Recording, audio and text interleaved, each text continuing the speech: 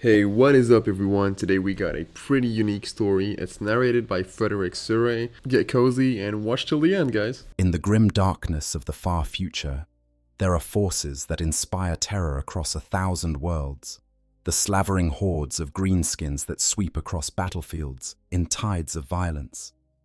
The chittering swarms of Tyranids that devour entire worlds down to bedrock. The corrupt legions of chaos that tear reality itself apart with their very presence. But among all these nightmares, few inspire the same cold dread as the Necrons. Picture, if you will, a tomb world stirring after 60 million years of dreamless sleep. Ancient mechanisms grind to life in the darkness. Dust cascades from metallic forms as they rise from sarcophagi that predate human civilization by eons. Eyes that haven't witnessed the light of a star since before the first mammals walked Earth flicker to emerald life. These are the Necrons, and they are waking up. They emerge from beneath the surface of dead worlds in perfect, inexorable ranks.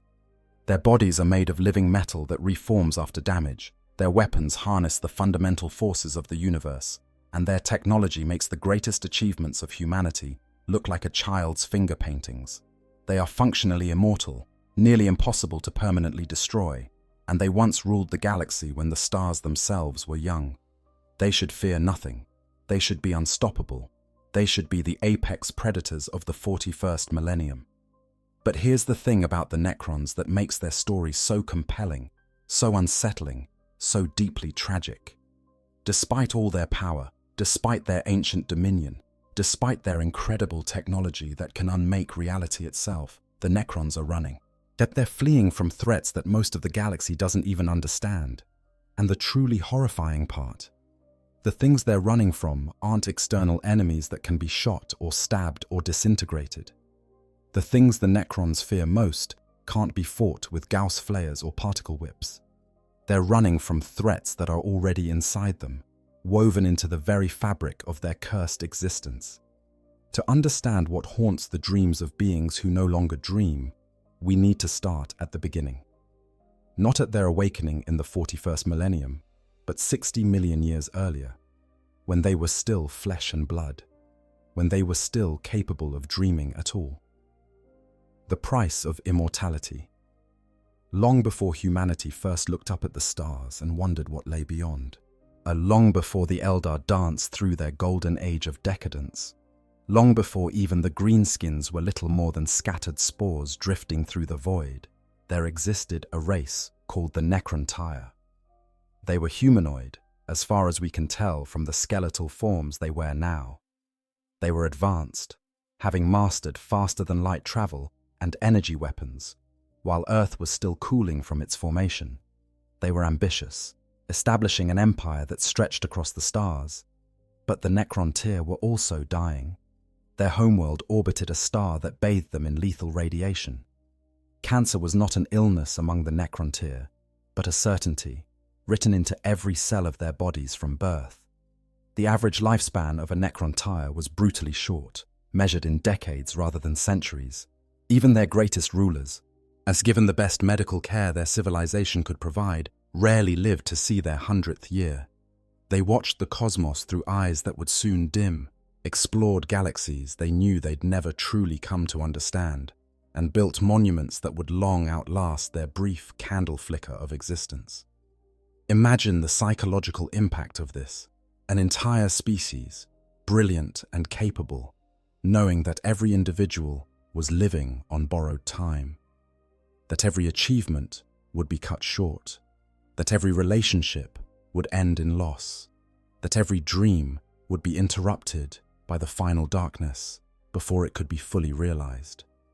The Necron didn't just fear death, they were obsessed with it. It colored every aspect of their culture, their politics, their very identity as a people. Oh, and when they finally developed the technology to leave their poisoned world, you might think their curse would end. But the damage was already done. The radiation had altered them at a genetic level.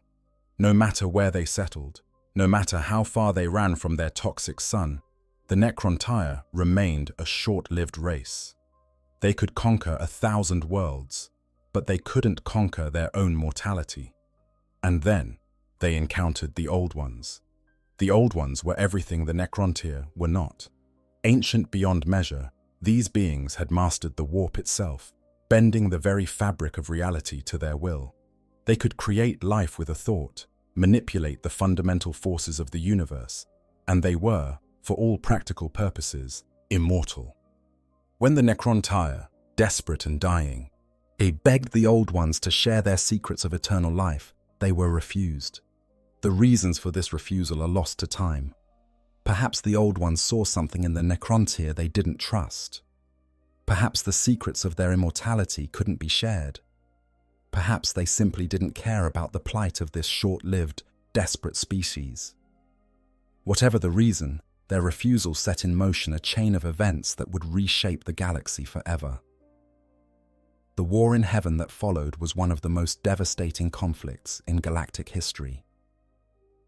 The Necrontyr, driven by jealousy and desperation, threw everything they had at the Old Ones, and they lost, spectacularly.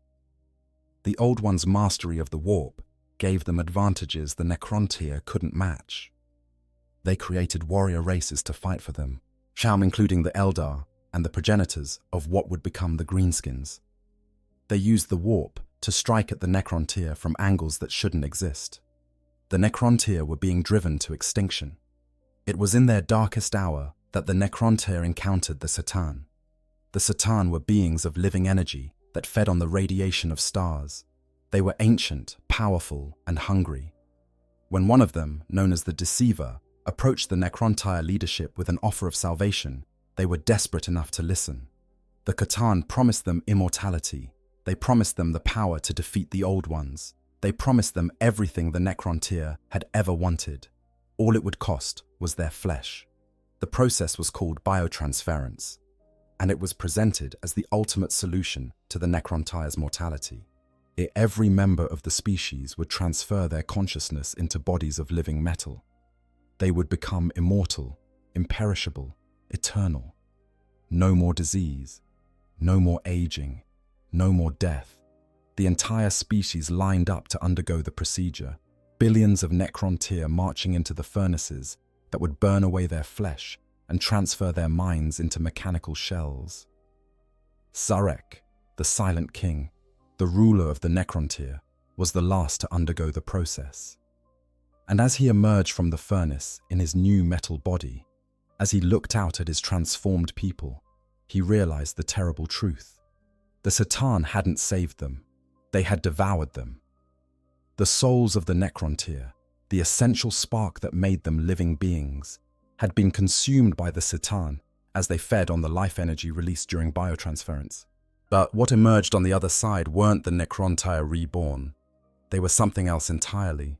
Hollow, empty, soulless machines wearing the memory of life like an ill-fitting coat. The nobility, like Zarek, retained their personalities and consciousness. They could still think, still reason, still remember who they had been. But the vast majority of the Necrontyr population, the common soldiers and workers, were reduced to little more than automatons. Their minds had been simplified, stripped down to basic function.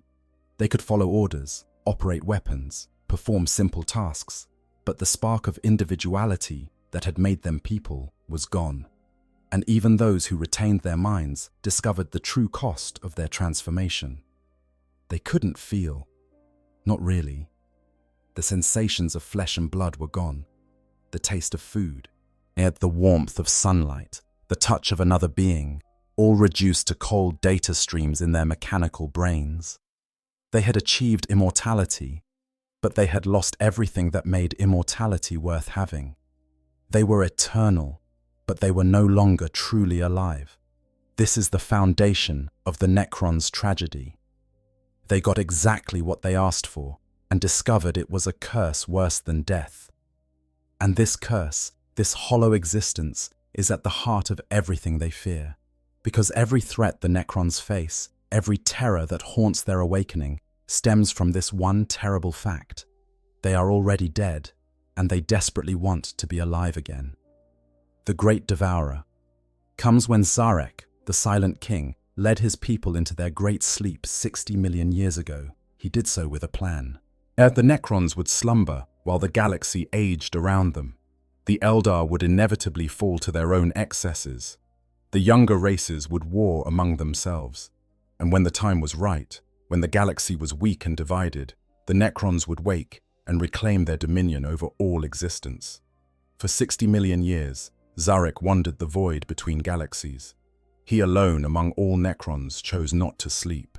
He alone carried the full weight of what he had done to his people. He alone remembered with perfect clarity what it had been like to be flesh and blood, to be truly alive. It was a burden that would have destroyed any lesser mind. The Silent King endured it because he had to, because he had a mission. He would find a way to reverse biotransference. He would find organic bodies suitable to house Necron consciousness. He would give his people back the life he had stolen from them. Then, in the darkness between galaxies, he encountered something that changed everything. The Tyranids came from beyond the galactic rim, and Zarek was among the first to witness their approach. Hive fleets of bioships stretching across the void, each vessel teeming with billions of organisms, all connected to a single, vast, alien intelligence. The hive mind had found the Milky Way galaxy, and it was hungry. Zarek understood immediately what the Tyranids represented. They weren't just another threat to be defeated. They were a threat to the Necrons' very existence in a way that no other force in the galaxy could match. Because the Tyranids didn't just kill, they consumed. They devoured. They stripped worlds bare of all biological matter, in breaking it down into its base components and absorbing it into their ever-growing swarm. And therein lay the Necrons' nightmare, the Silent King's grand plan, the reason he had led his people into the Great Sleep, the hope that sustained him through 60 million years of solitary wandering. All of it depended on one crucial factor: the existence of organic life. Zarek needed living beings whose bodies could potentially house Necron consciousness. He needed organic species to study, to experiment on, to eventually use as vessels for reversing biotransference. The Necrons' only hope of ever being truly alive again was if there was life in the galaxy to return to. The Tyranids threatened to eliminate that possibility forever. Imagine being Zarek in that moment. You've spent 60 million years in self-imposed exile. You carry the guilt of dooming your entire species to a soulless existence. You've been working toward redemption for longer than human civilization has existed. And now you discover that there's a force approaching that could make redemption impossible. Not because they'll destroy the Necrons, but because they'll devour the very thing the Necrons need to achieve their salvation. This is why the Silent King broke his exile and returned to the galaxy. This is why he began the process of awakening tomb worlds and uniting the fractured Necron dynasties. Not because the Tyranids could defeat the Necrons in battle. In a straight fight, Necron technology is vastly superior to Tyranid biowarfare, but because the Tyranids were eating the Necrons' future, one world at a time. Consider the implications. Or every planet the Tyranids strip of life is a planet that can no longer be used for studying organic forms. Every species driven to extinction by the Tyranid swarms is a potential avenue of research lost forever. If the Tyranids succeed in their consumption of the galaxy, if they devour every last scrap of biomass and move on to the next galaxy leaving only barren rocks behind, then the Necrons will be trapped in their metal bodies forever. There will be no reversal of biotransference, no return to flesh and blood, no redemption. Just an eternity of hollow, soulless existence, immortal but never again alive. The horror of this scenario is amplified by the fact that the Necrons and Tyranids exist on completely different wavelengths. The Tyranids have no interest in Necron technology. They can't absorb necrodermis or learn from Necron science. To the hive mind, the Necrons are irrelevant, obstacles to be pushed aside on the way to the real feast. This means that even if the Necrons wanted to negotiate, to reason, to find some common ground, they couldn't. The Tyranids aren't a civilization. They're a force of nature, as implacable and unreasoning as gravity or entropy. What makes this even more terrifying is the scale of the Tyranid threat. The hive fleets that have entered the galaxy so far, Behemoth, Kraken, Leviathan, and others, are believed to be merely the vanguard.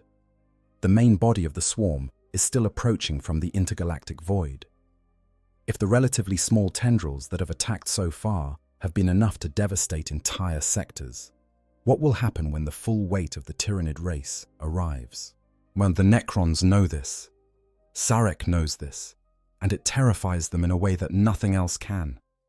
Because for all their power, for all their technology, for all their ancient dominion over the galaxy, the Necrons can't stop the Tyranids from eating their future. They can win every battle and still lose the war. They can destroy hive fleet after hive fleet, and it won't matter, because there are always more coming. And every day the war continues is another day where biomass is being consumed, where potential research subjects are being devoured, where the possibility of reversing biotransference grows more remote. This creates a desperate urgency in Necron actions. They can't afford to wait. They can't afford to be patient.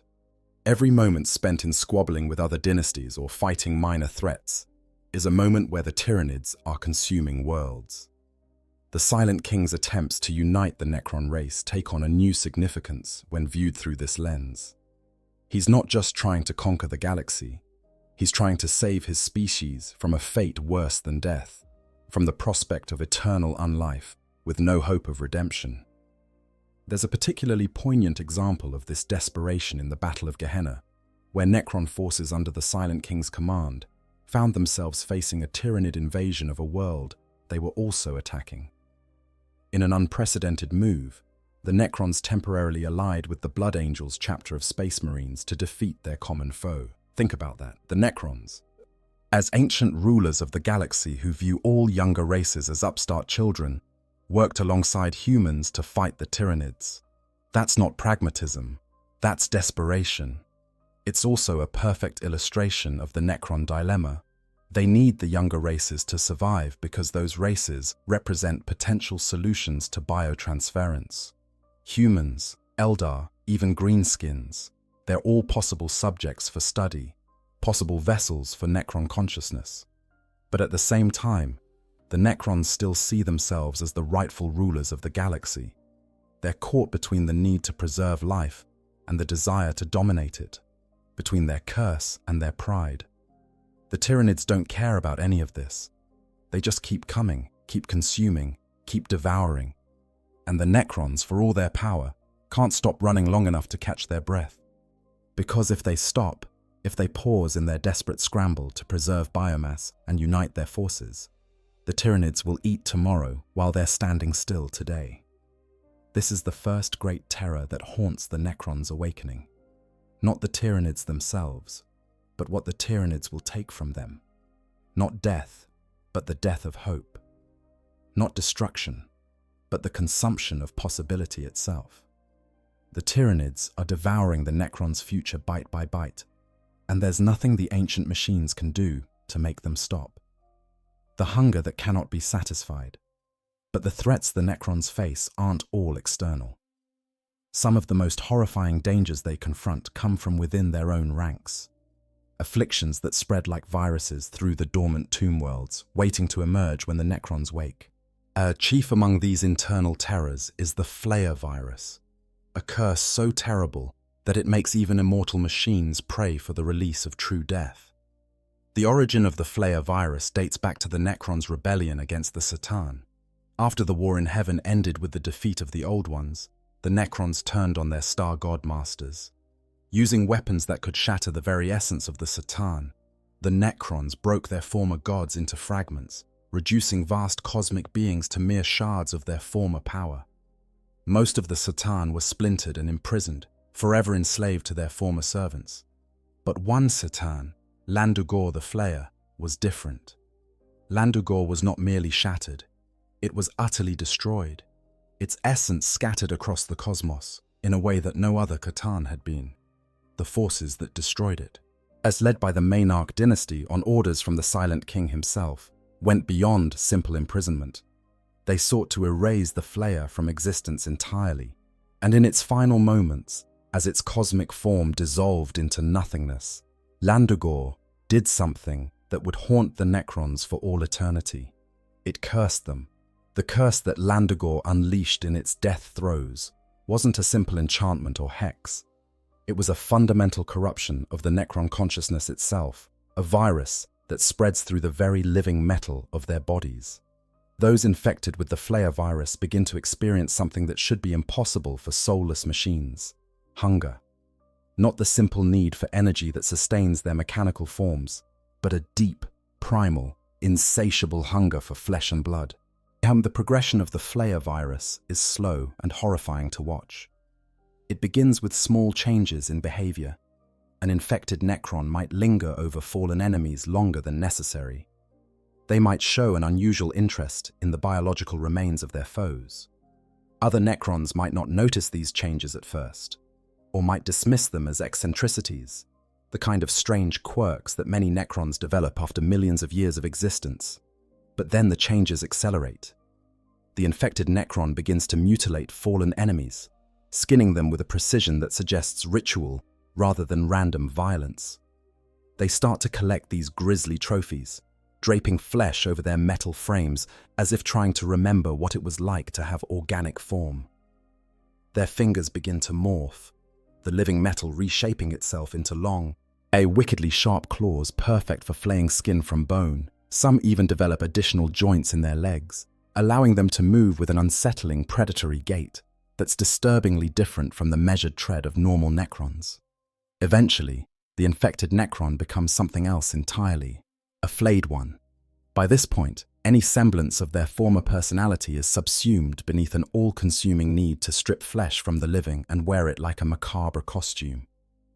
They drape themselves in the skins of their victims, hide in shadows waiting for the opportunity to ambush prey, and operate completely outside the normal chain of command.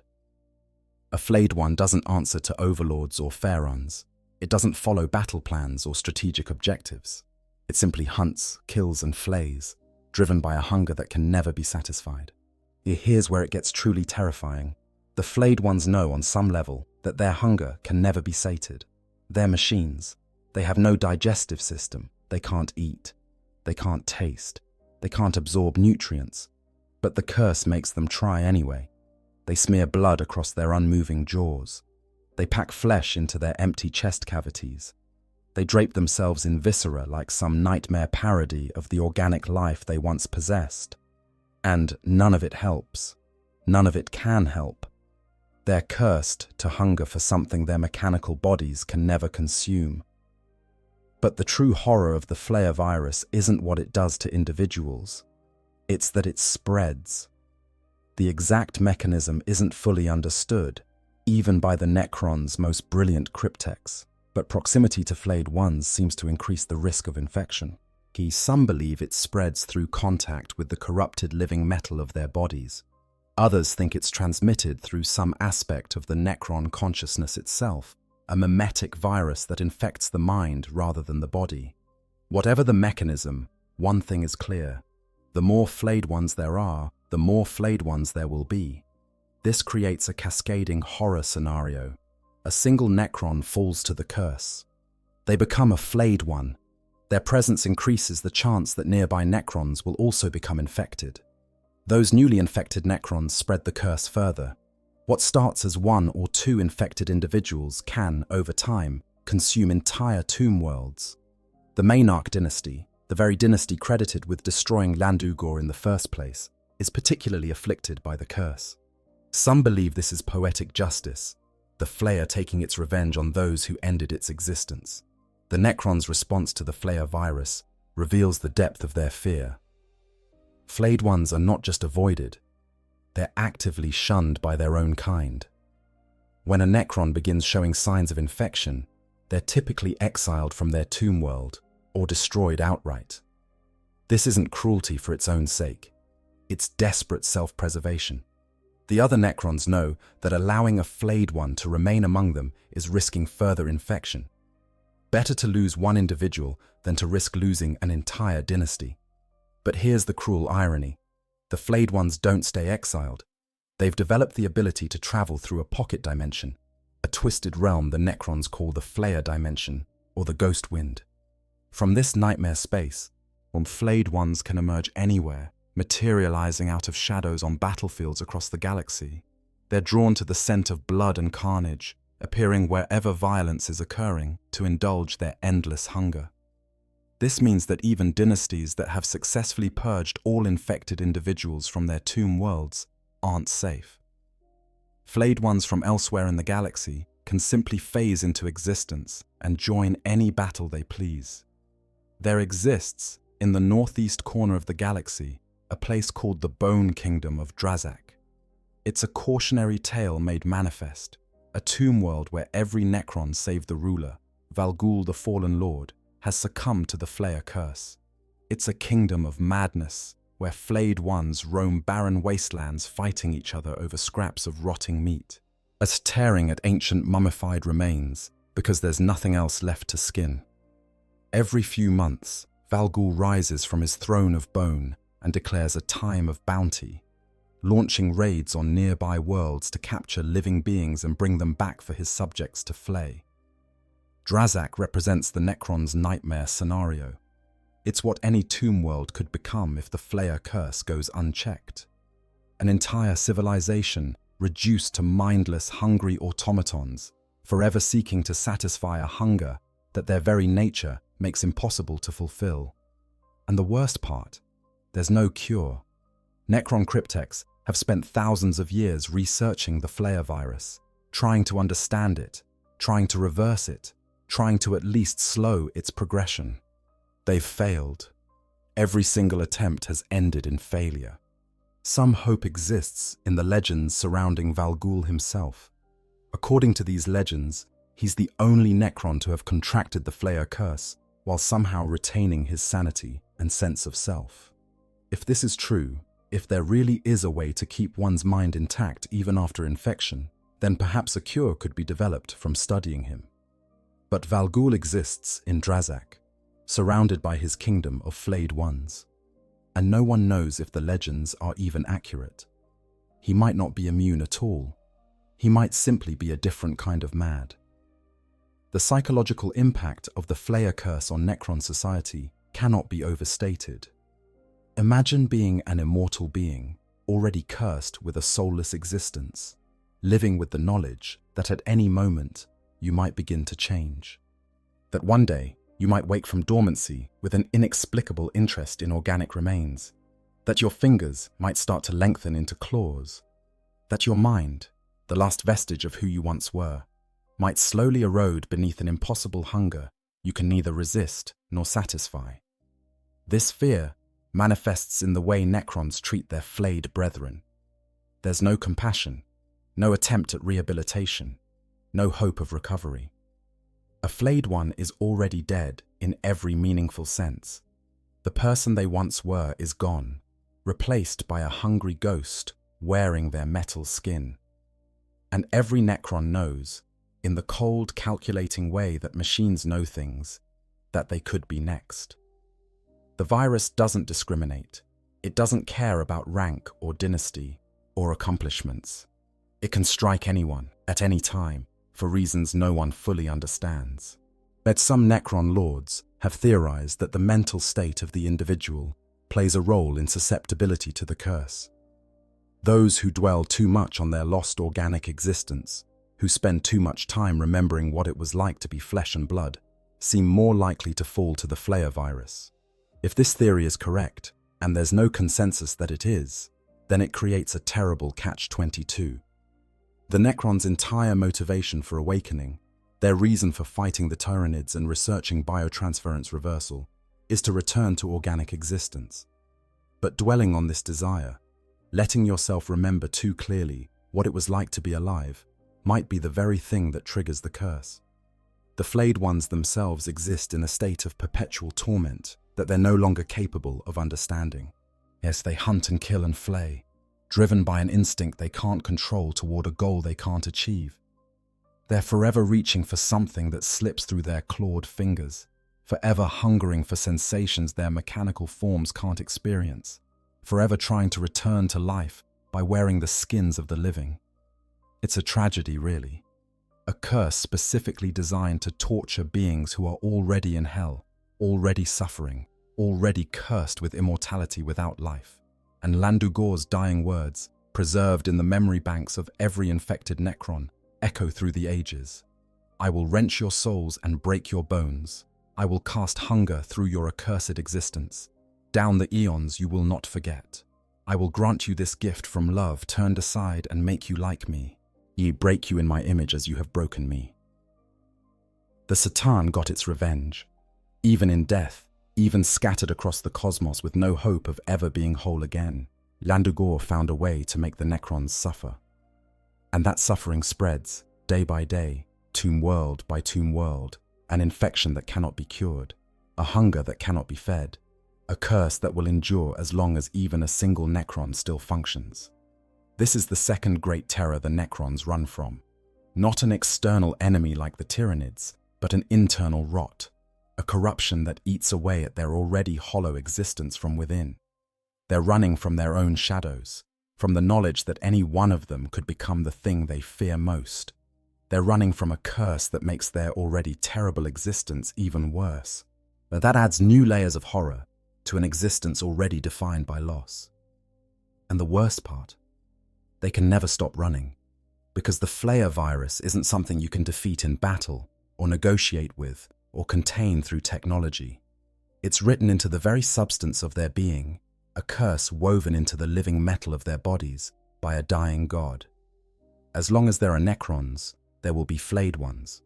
As long as Necrons walk the galaxy, some of them will fall to the hunger. It's inevitable, unavoidable, eternal, just like the Necrons themselves. The cult of annihilation. If the Flayed Ones represent the horror of inappropriate hunger, of machines driven mad by desires they can't fulfill, then the Destroyer cult represents something perhaps even more disturbing, clarity of purpose taken to its logical extreme. These are Necrons who have looked upon their soulless existence and drawn a conclusion that chills even their mechanical brethren. If the Necrons can never truly live again, then nothing should. The Destroyers are nihilists in the most literal sense. They have embraced the emptiness at the core of their existence and decided that this emptiness should be universal. They hate life, not in the way that a soldier might hate an enemy, but with a cold, methodical loathing that drives every calculation they make. You know, I've been covering Warhammer lore for quite a while, and I have to say the Necrons are probably the most tragic faction in the entire setting. And I know that's saying something in a universe where literally everyone is suffering, but here's the thing. Every other faction at least has moments of genuine triumph or purpose. The Space Marines have their brotherhood and faith. The Eldar have their, craft worlds and cultural legacy. Even the Tyranids have the satisfaction of fulfilling their biological imperative. But the Necrons, they won their war against the Old Ones. They achieved immortality.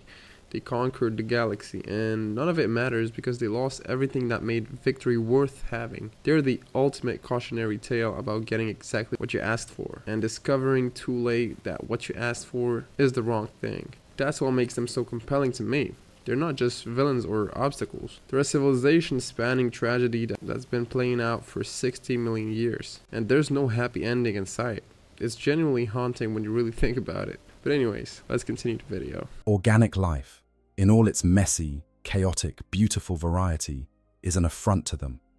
It represents everything they've lost, everything they can never have again.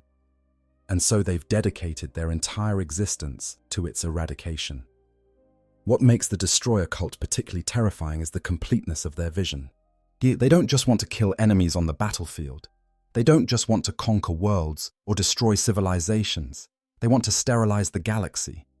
When Destroyers attack a planet, they don't stop when the enemy forces are defeated. They continue their purge down to the microscopic level. They boil oceans. They scour atmospheres. They hunt down every bacterium, every virus, every last scrap of organic matter, until the world is nothing but a lifeless ball of rock and metal. And they'll take decades to do it if necessary. Time means nothing to immortal machines. A Destroyer will methodically, patiently, relentlessly cleanse a world of all life, no matter how long it takes. They've been known to maintain sieges that last years, hunting down the last survivors in underground bunkers, are burning out the deepest ocean trenches to eliminate fish, using their weapons to destroy even the microbes in the soil. They won't rest until a world is completely dead, and then they'll move on to the next one. The origin of the destroyer madness is unclear, and this uncertainty adds to the fear other Necrons feel toward them.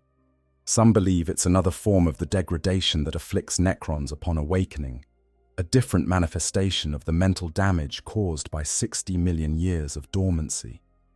Others suspect it's a subconscious imperative, a command protocol programmed into Necron consciousness during biotransference by the Citan themselves.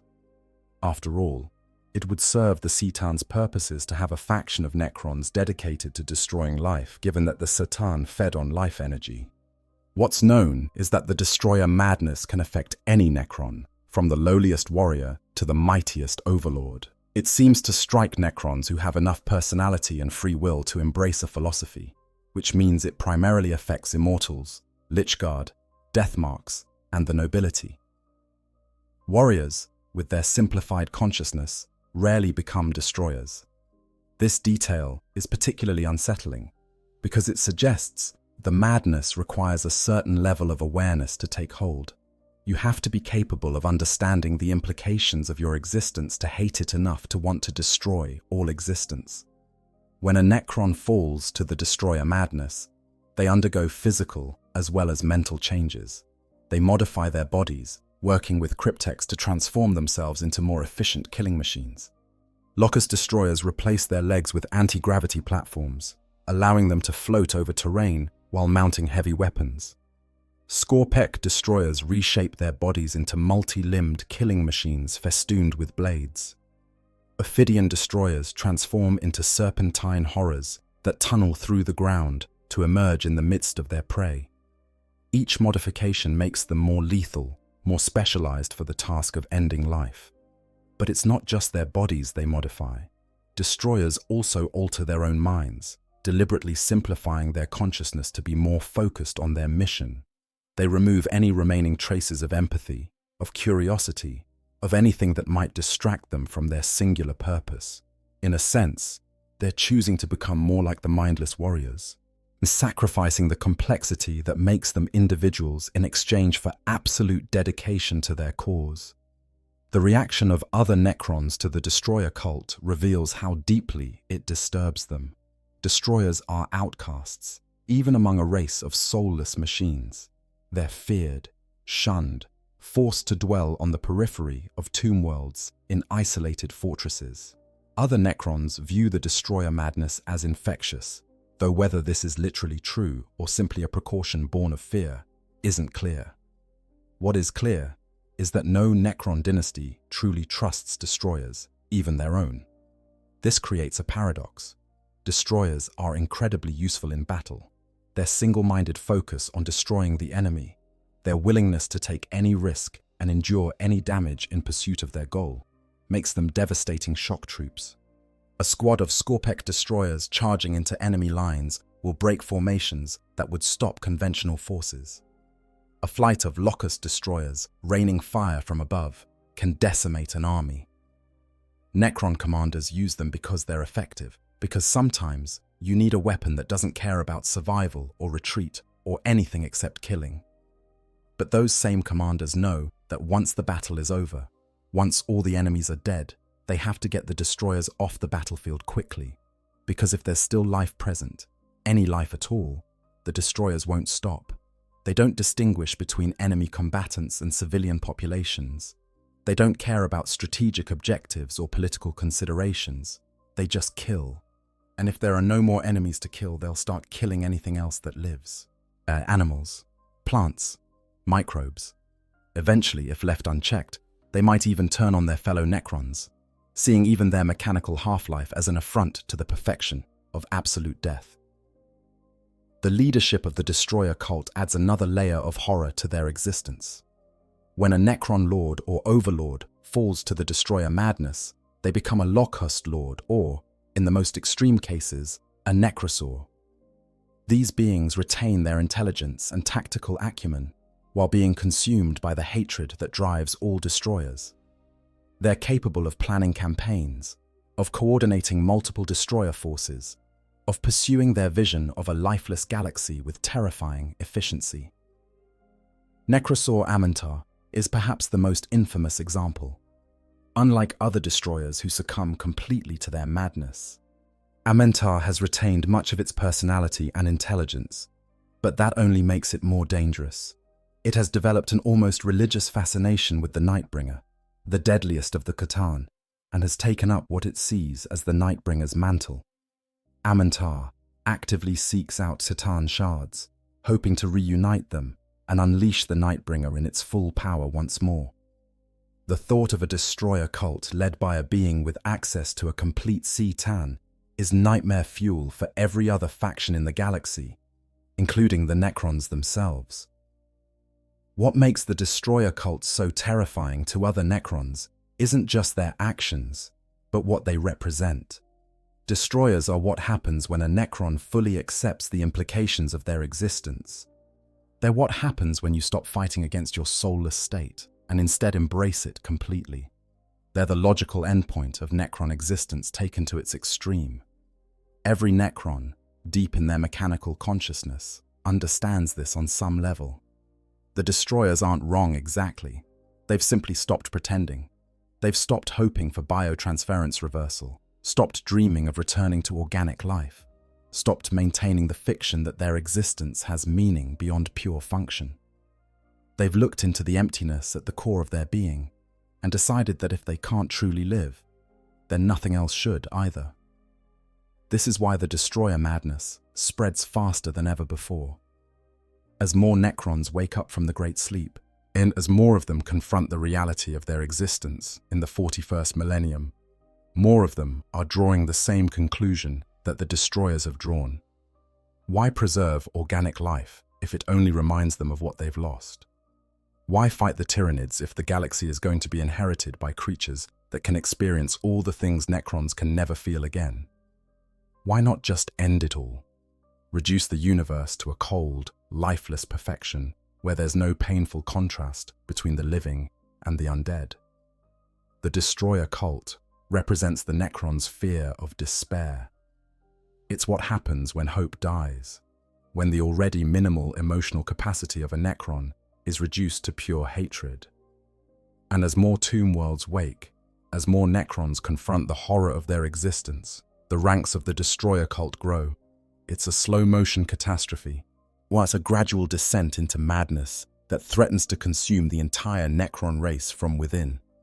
Imagine being a Necron overlord, trying to unite your dynasty, trying to preserve organic life long enough to find a way to reverse biotransference, and having to watch as more and more of your subjects succumb to the destroyer madness. Each one you lose is not just a soldier, but a reminder that you might be next.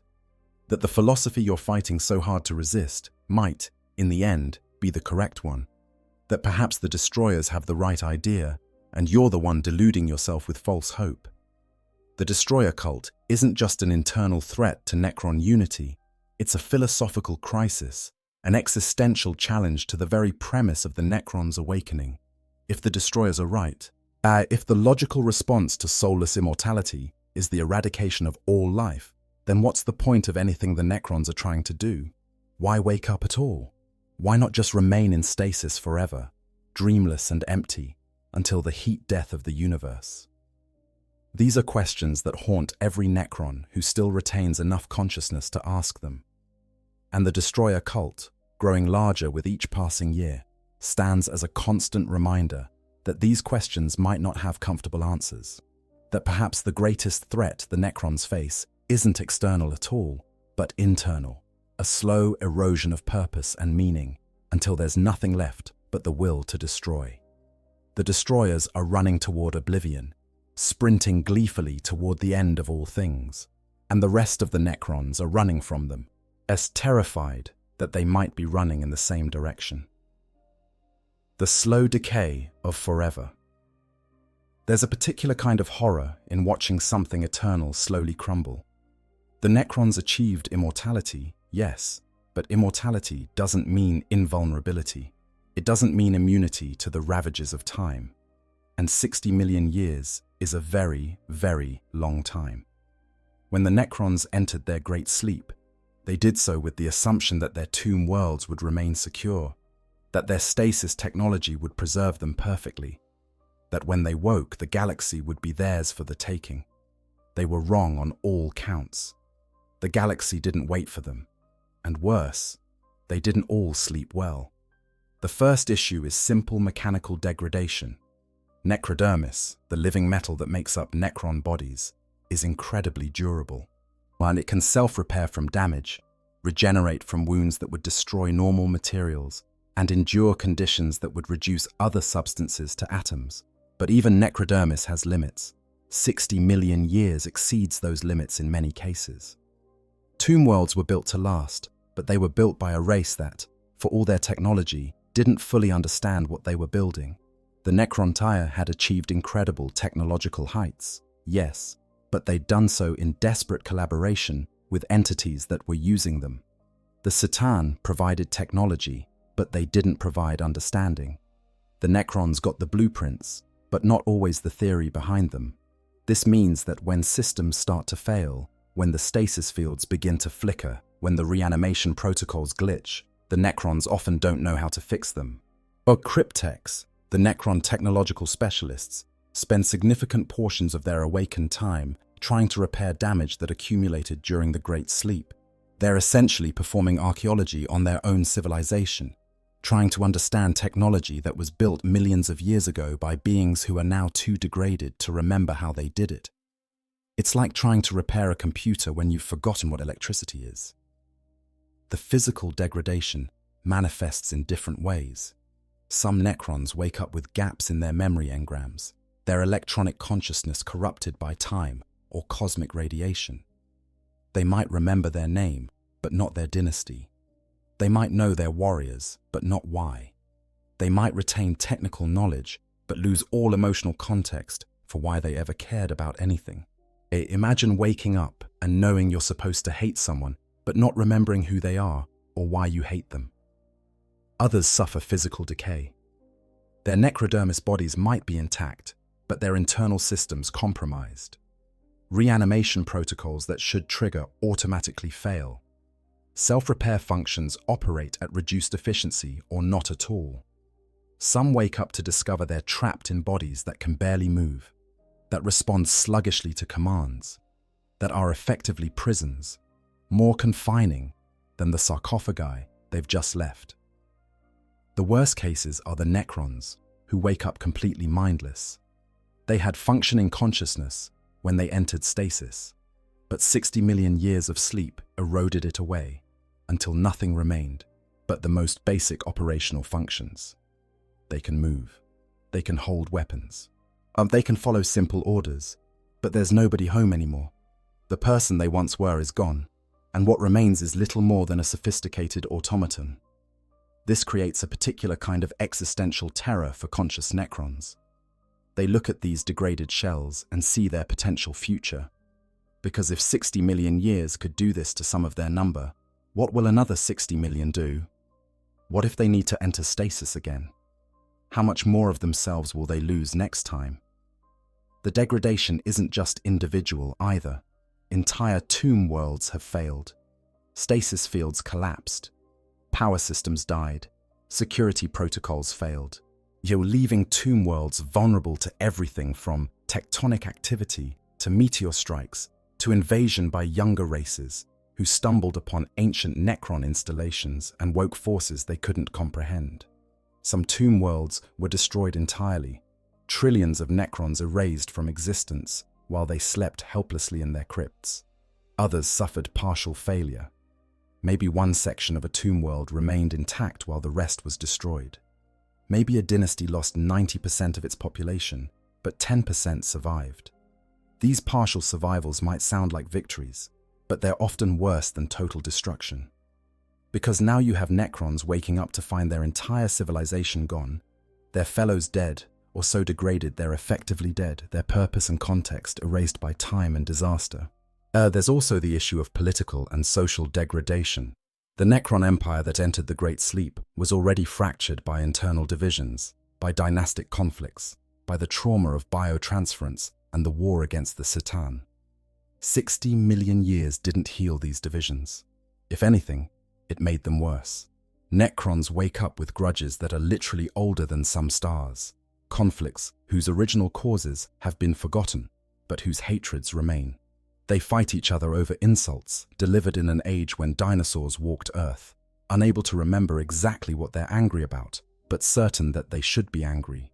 The Silent King Zarech made this worse by destroying the command protocols that allowed him to control all Necrons before he entered his self-imposed exile.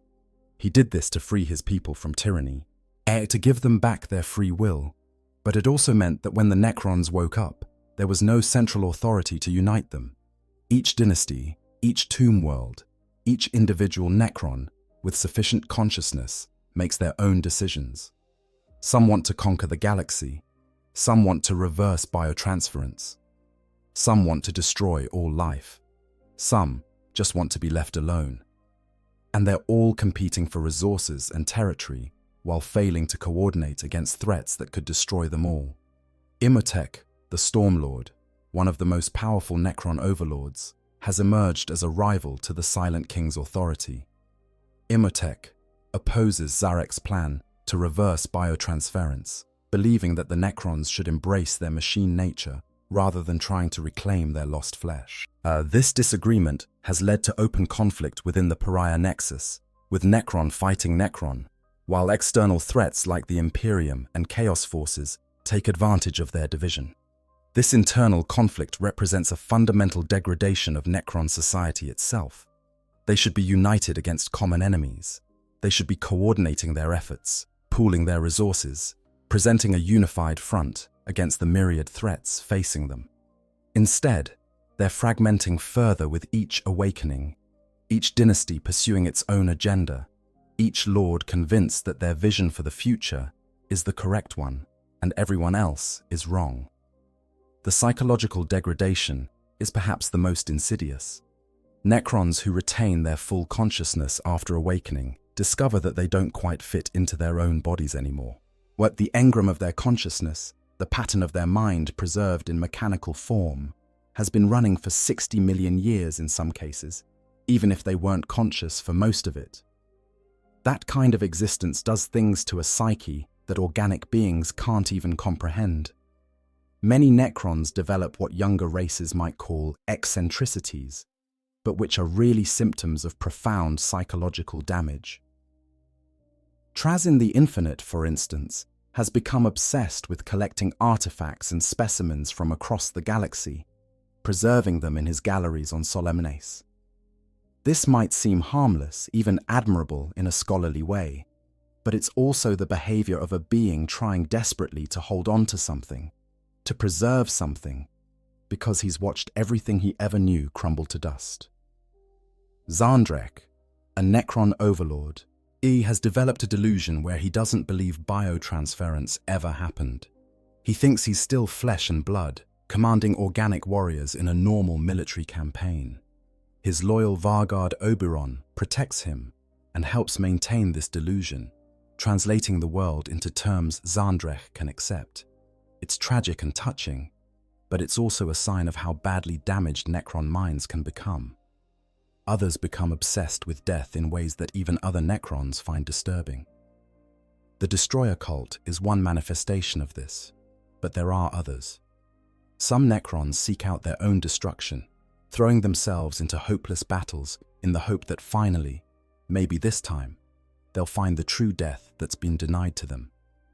They can't die permanently due to reanimation protocols, but they keep trying. Driven by a despair so profound, it overrides even their survival instincts. The degradation extends to Necron culture itself. They were once a civilization with art, literature, philosophy, all the things that make a culture rich and meaningful. What remains now is hollow. They can remember that they once valued these things, but they can't quite remember why. They go through the motions of ritual and ceremony, but the emotional content that once gave those actions meaning is gone. They're performers in a play they no longer understand, reciting lines whose significance has been lost. This cultural death might be the most tragic aspect of Necron degradation. They're not just losing individuals to decay and madness, they're losing their entire civilization, their history, their identity as a people. Each Necron that awakens without memories is another piece of their collective heritage lost forever. Each tomb world that fails completely erases entire chapters of Necron history.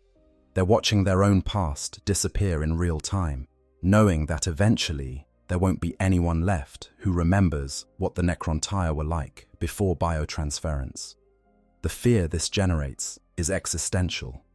Every Necron who still possesses consciousness knows that they're degrading. They can feel it happening, notice small lapses in memory, catch themselves struggling to recall things that should be automatic. They know that each time they enter stasis again, they're gambling with their own existence. Will they wake up next time? If they do wake up, how much of themselves will they have lost? This is why the Silent King's quest to reverse biotransference is so urgent. It's not just about reclaiming organic life, it's about escape.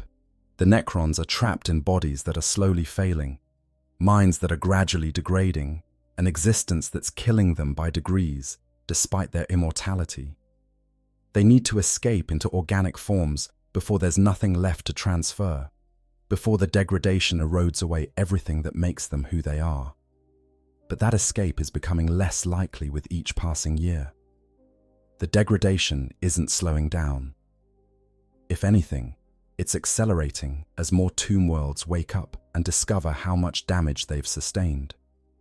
The Necrons are in a race against their own decay, trying to achieve goals that require time and coordination while losing both to entropy. They're running from time itself, from the slow crumbling of their immortal forms, from the gradual erasure of their memories and identities. And time, unlike the Tyranids or the Flayed Ones or the Destroyer cult, can't be fought. You can't shoot time. You can't negotiate with entropy. You can only watch as it takes from you, piece by piece, memory by memory, until one day you wake up and don't remember why waking up matters anymore. Civil war among the dead. There's a particular irony in the Necrons' situation. They survived 60 million years. They outlasted the Old Ones. They shattered the Citan. They endured eons that saw the rise and fall of countless civilizations. They are, by any measure, one of the most successful species in galactic history. And now, at the moment when they should be united against external threats, or when they should be coordinating their response to the Tyranids and reclaiming their ancient dominion, they're fighting each other. The fragmentation of Necron society isn't a new development. The Necrontier were never truly united even before biotransference. The Silent King ruled the Infinite Empire, yes, but that rule was maintained through the Triarch and command protocols, not through genuine consensus. Different dynasties had different agendas, different priorities, different visions for what the Necrontier should become. These divisions carried over into the Necrons' metal forms, and were exacerbated by 60 million years of isolated sleep. When the tomb worlds began to wake in the 41st millennium, what emerged wasn't a unified Necron empire, but a collection of competing fiefdoms. Each dynasty woke with its own goals, its own interpretation of what the Necrons should do now. Some wanted immediate conquest. Others wanted to research biotransference reversal. Still others wanted to rebuild their strength before committing to any major action. And none of them wanted to take orders from anyone else. The return of Zarek, the Silent King, should have changed this. Here was the former supreme ruler of the Necron race, returned from self-imposed exile with a plan to save his people from the Tyranid threat. Here was the one being with the authority and the vision to unite the fractured dynasties. Except Zarek had deliberately destroyed the command protocols that would have let him simply force the other Necrons to obey. And many of those Necrons had decided, after 60 million years without him, that they didn't need or want a king anymore. But the conflict in the Pariah Nexus exemplifies this problem. The Pariah Nexus is Zarek's grand project, a massive network of blackstone pylons designed to dampen the warp across an entire sector of space. The theory is sound. If you can cut off the warp, you neutralize many of the galaxy's most dangerous threats. Chaos loses much of its power. Psychers become ordinary. Demons can't manifest. It's an ambitious attempt to reshape the rules of reality itself. But Imhotep the Stormlord opposes it. Imhotep is the pharaoh of the Sautek dynasty, widely regarded as the most powerful Necron dynasty currently awakened. He's a brilliant strategist, a skilled warrior, and he fundamentally disagrees with Zarek's approach. Imhotep believes that trying to reverse biotransference is a mistake, that the Necrons should embrace their machine nature and use it to dominate the galaxy. He sees the Pariah Nexus as a waste of resources, an unnecessary complication when the Necrons should be focusing on conquest. This disagreement has led to open warfare. Necron forces loyal to Zarek fight Necron forces loyal to Imhotep, while the Imperium, under Archmagos Belisarius Call, attempts to study and possibly hijack the pylon network for their own purposes. Chaos forces under Vashtor have also arrived, seeking to corrupt or destroy the pylons. What should be a united Necron defense against external threats has become a multi-sided war, where Necrons are as likely to shoot each other as they are to shoot their actual enemies. This isn't the only example of Necron infighting. Across the galaxy, different dynasties clash over territory, our resources, and ideology. The Nephrek dynasty seeks to reverse biotransference by any means necessary, conducting horrifying experiments on captured organic beings. The Nihilak dynasty wants to preserve their tomb world and is willing to negotiate temporary alliances with younger races to do so. The Novok dynasty simply wants to conquer and kill, viewing diplomacy as weakness. These fundamentally incompatible goals mean that Necron forces often work at cross purposes or even actively sabotage each other. The tragedy of this situation is that the Necrons actually have the power to dominate the galaxy if they could just cooperate. Their technology is superior to anything the younger races possess. Their warriors are nearly indestructible. Their fleets can project power across entire sectors. If every tomb world that's currently awakened could coordinate their actions, if they could agree on common goals and work toward them together, the Necrons would be unstoppable. But they can't. The very thing that makes them deadly as individuals, the retention of personality and free will among the nobility, makes them impossible to unify as a species. Every Necron lord thinks they know the right path forward. Every overlord believes they should be in charge. Every dynasty has its own proud history and refuses to subordinate itself to anyone else's vision. This problem is compounded by the nature of Necron consciousness. They don't have the same emotional drivers that help organic species form bonds and communities. They can't feel genuine affection or loyalty in the way that biological beings do. What passes for relationships among the Necrons is more like alliances of convenience, partnerships maintained because they're useful but dissolved the moment they stop serving a purpose. There's no genuine unity, no shared emotional connection to bind them together. The command protocols that once forced Necrons to obey orders are gone, destroyed by Zarek himself. The Silent King saw these protocols as chains, as the ultimate symbol of the tyranny that had led to biotransference in the first place. But in destroying them, he also destroyed the main mechanism that had kept the Necrons coordinated. Now there's no way to force cooperation, no way to compel dynasties to work together. Everything has to be negotiated, and negotiations between beings who can't feel trust or genuine goodwill are difficult at best. Some dynasties have simply decided to go their own way entirely. They've woken up, assessed the situation, and decided they want nothing to do with the Silent King's plans or anyone else's grand schemes. They defend their tomb worlds, occasionally raid nearby systems for resources or test subjects, but otherwise keep to themselves. This fragmentation means that the true strength of the Necron race, the total number of awakened tomb worlds, and the full extent of their military might, is unknown even to the Necrons themselves. The psychological impact of this disunity weighs heavily on those Necrons who still care about such things. They can see what they should be, what they could accomplish if they worked together. They understand, on an intellectual level, that their infighting is counterproductive and potentially suicidal. But understanding doesn't translate to action when you're a being whose emotional capacity has been stripped away by biotransference. You can know something is the right thing to do and still not do it because you lack the emotional motivation to overcome your own pride and prejudice.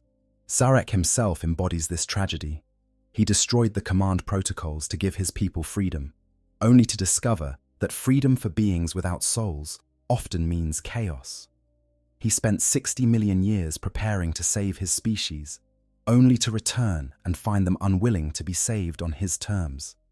He's trying to unite a race that doesn't want to be united, to impose order on beings who resent his authority, to save people who aren't sure they want salvation if it comes from him. But the conflict also creates practical problems that go beyond simple military concerns. When Necron dynasties are fighting each other, they're not just losing warriors who could be fighting external enemies. They're losing knowledge, technology, resources. Every cryptek killed in a dynastic war is a repository of ancient wisdom lost. Every tomb world destroyed in a dispute is millions or billions of Necrons erased from existence. The race can't afford these losses, but they keep inflicting them on themselves anyway. There's also the problem of reputation. When the younger races see Necrons fighting each other, it undermines the terror that should be the Necrons' psychological weapon.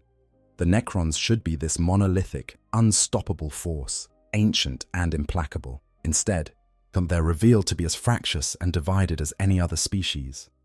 This makes them seem vulnerable, which encourages resistance. If the Necrons can't even get along with each other, why should the galaxy fear them? The various Necron factions have tried different solutions to this unity problem. Some, like the Triarch Praetorians, attempt to serve as neutral arbitrators and enforcers of ancient Necrontier law. They try to resolve disputes between dynasties without resorting to warfare to maintain at least some semblance of order and shared purpose. But they're spread thin, and many dynasties simply ignore them. Others have attempted to form coalitions, temporary alliances between dynasties with similar goals. These work sometimes, but they're fragile and dissolve the moment members perceive their interests diverging. So there's no trust to hold them together, no emotional glue to maintain the alliance when it becomes inconvenient. The Silent King's approach is to try to prove his worth through action. He's attempting to demonstrate that his leadership and vision are necessary by showing what he can accomplish, by presenting victories and achievements that make other dynasties want to follow him. The problem is that this requires time and success, and he's running short on both. The longer it takes him to show results, the more dynasties drift away to pursue their own agendas. This internal conflict is another thing the Necrons are running from, though they might not describe it that way. They're running from the consequences of their own nature, from the logical outcome of creating soulless beings and expecting them to cooperate. But they're running from the legacy of decisions made millions of years ago by the Triarch and the Satan.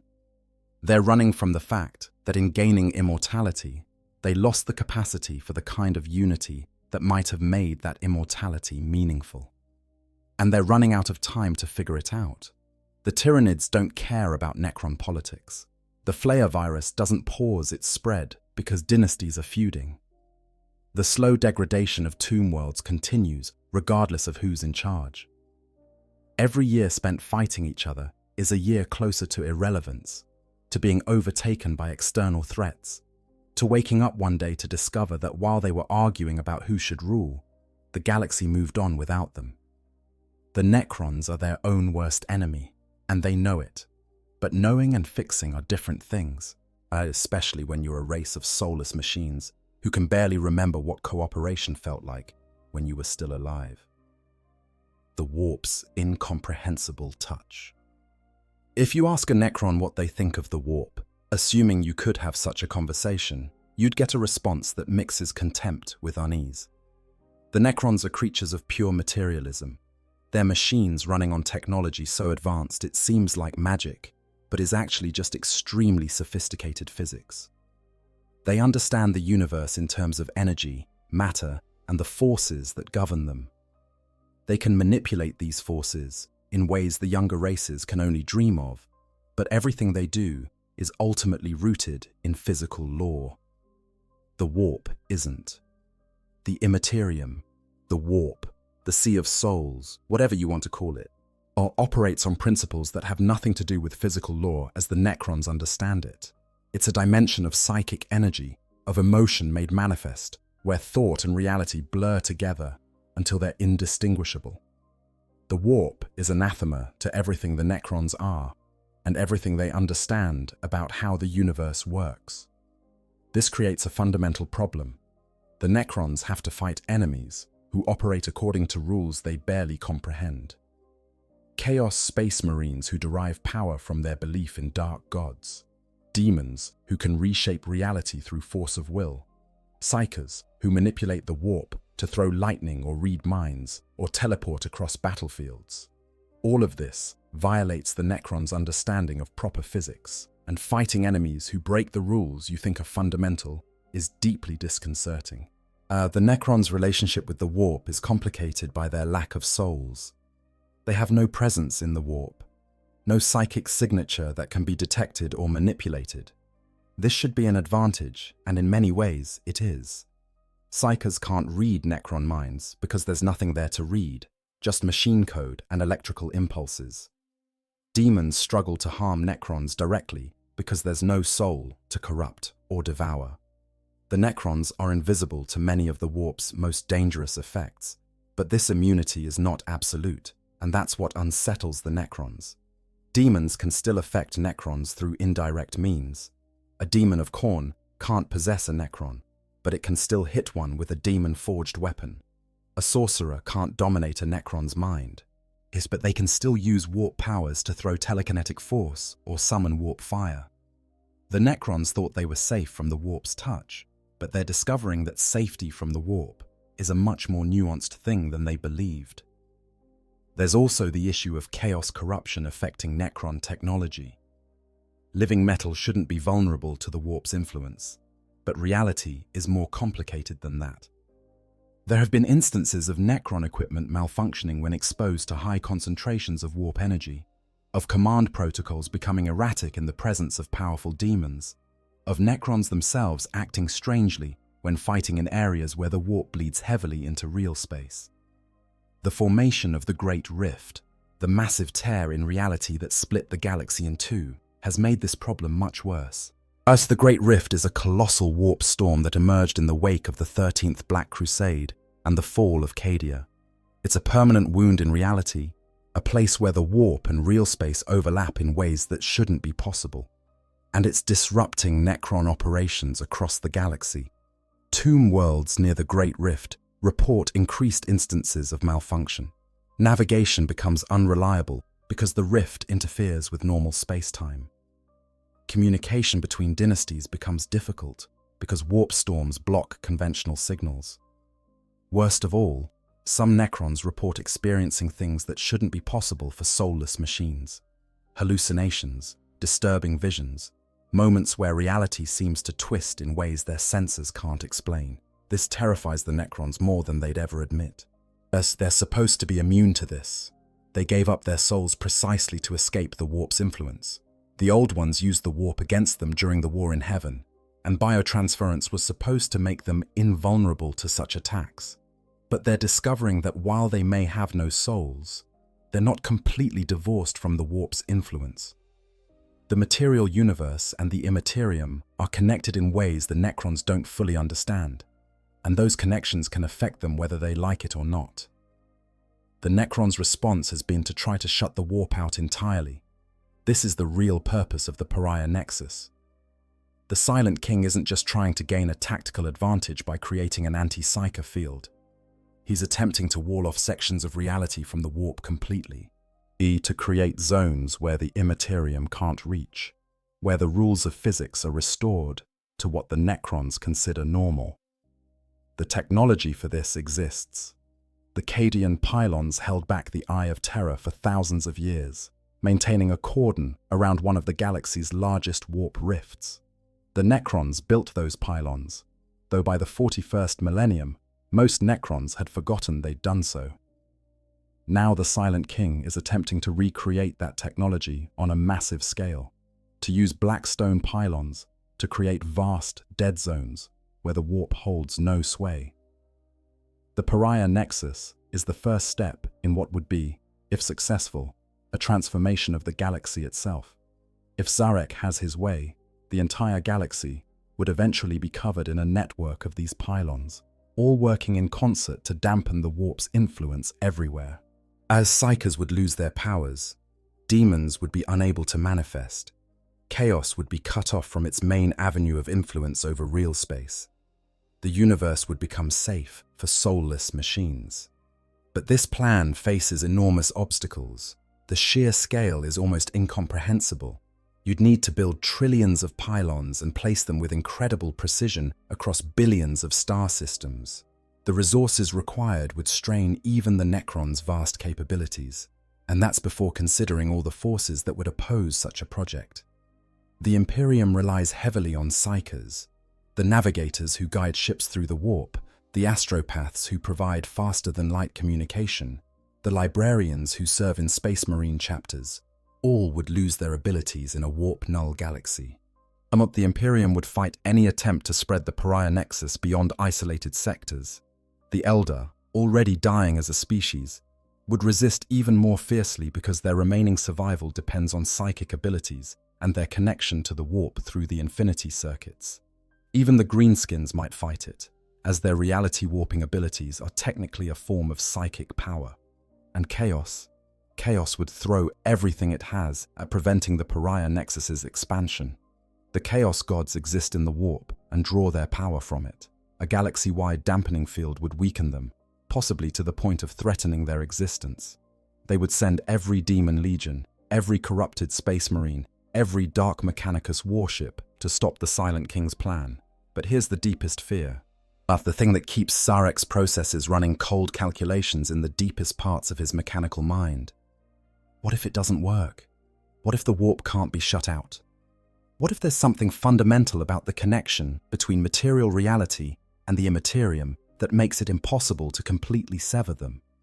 The Necrons know less about the warp than they pretend. They understand its existence. They can measure its effects. They've developed technology to dampen it locally. But they don't really understand what it is or why it exists. They're materialists trying to solve a fundamentally spiritual problem, engineers attempting to fix something that might not operate according to physical laws at all. This ignorance manifests in mistakes. Necrons have attempted to study warp phenomena and been driven mad, as even though they shouldn't be capable of madness in the traditional sense. They've tried to capture and contain warp entities and discovered that their most secure prisons aren't as secure as they thought. They've fought chaos forces and found that sometimes the machines themselves seem to rebel, as if responding to some influence the Necrons can't detect or counter.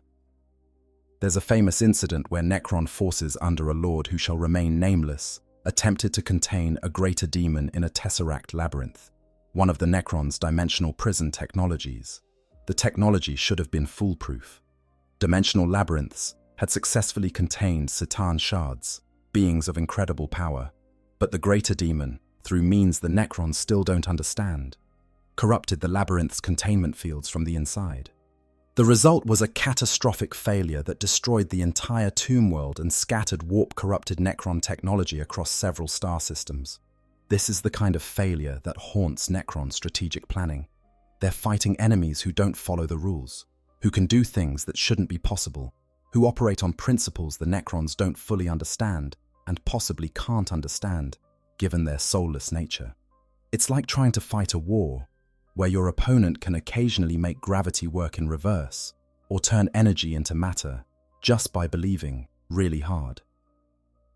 How do you develop tactics against an enemy who can rewrite physics through force of will? The Necrons deal with this uncertainty through overwhelming firepower. If you can't predict what a Chaos Sorcerer will do, you can at least make sure your response is devastating enough that it doesn't matter. If demons can reshape reality, you can flood that reality with so much destructive energy that there's nothing left for them to reshape. It's a brute force solution to a nuanced problem, and it works better than it has any right to. But it doesn't work perfectly, and the imperfection bothers the Necrons immensely. They're used to being able to predict outcomes based on complete information and perfect logic. The warp denies them both. It introduces randomness, chaos in the literal sense, into their carefully calculated plans, and they hate it. They hate not understanding. They hate being vulnerable to forces they can't see or measure. They hate that after millions of years of existence and technological advancement beyond measure, there are still things in the universe that don't make sense to them. This is another thing the Necrons are running from: incomprehension itself. They're fleeing from their own ignorance, from their inability to understand a fundamental aspect of reality. They're trying to solve the problem of the warp not through understanding, but through elimination, by creating a universe where the warp simply doesn't exist anymore. It's the ultimate expression of the Necron mindset. If you can't understand something, remove it from reality entirely. But what if the warp can't be removed? What if it's as fundamental to the universe as matter and energy? What if the Necrons' war against the Imperium is as futile as trying to eliminate gravity or prevent entropy? These are questions the Necrons don't want to face, on possibilities they'd rather not consider. So they keep building pylons, keep expanding the pariah nexus, keep pushing forward with their plan to wall out the warp from reality. And they try very hard not to think about what they'll do if it doesn't work. Time's final victory. There's something the Necrons don't like to acknowledge, a truth they avoid confronting even as it looms over every action they take. They're running out of time. Not in the way organic beings run out of time, growing old and dying. The Necrons are functionally immortal, barring catastrophic damage. But they're running out of time to achieve their goals, running out of time to reverse biotransference, running out of time to reclaim the galaxy before the window of opportunity closes forever. 60 million years is an incomprehensible span of time. A human civilization has existed for perhaps 10,000 years at most. The entirety of human history from the first cities to the 41st millennium is a tiny fraction of the time the Necrons spent sleeping. During those 60 million years, entire stellar cycles completed. Stars were born, lived their lives, and died. Planets formed and were destroyed. The galaxy turned thousands of times on its axis, and the Necrons slept through all of it. When they went into stasis, the galaxy was theirs. They'd defeated the old ones. They'd shattered the Cetan. The only real threat left was the nascent Eldar Empire, and Sarek's plan was to wait that threat out, to sleep until the Eldar fell to their own excesses and the galaxy was ready for reconquest. It was a solid plan based on sound reasoning and perfect patience. What could possibly go wrong with a plan that had millions of years to work itself out? Everything, it turns out. Literally everything. The Necrons couldn't have anticipated the Eldar's fall, the psychic cataclysm that birthed Slaanesh and tore a permanent wound in reality called the Eye of Terror.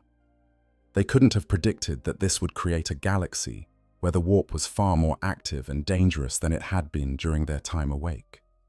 They certainly couldn't have foreseen the emergence of humanity, a species that didn't exist when they went to sleep and now dominates the galaxy through sheer numbers and fanatical determination. The Greenskins were around when the Necrons entered stasis, but they were different then, more primitive. The Old Ones had created them as soldiers during the War in Heaven. But after that war ended, they regressed. 60 million years later, they've spread across the galaxy like a fungal infection, adapting and evolving, becoming more dangerous through sheer evolutionary pressure than they ever were as designed weapons. And the Tyranids didn't exist at all when the Necrons went to sleep, or at least weren't anywhere near this galaxy. They're an entirely new threat, one the Silent King only discovered during his exile between galaxies. The Necrons went to sleep in a galaxy without Tyranids, and woke up in one where these xeno-swarms might represent the single greatest threat to their long-term survival. This is the first problem with time. The galaxy didn't freeze while the Necrons were sleeping. It moved on. New threats emerged. Old threats evolved. That the strategic situation the Necrons woke up to bears almost no resemblance to the one they left.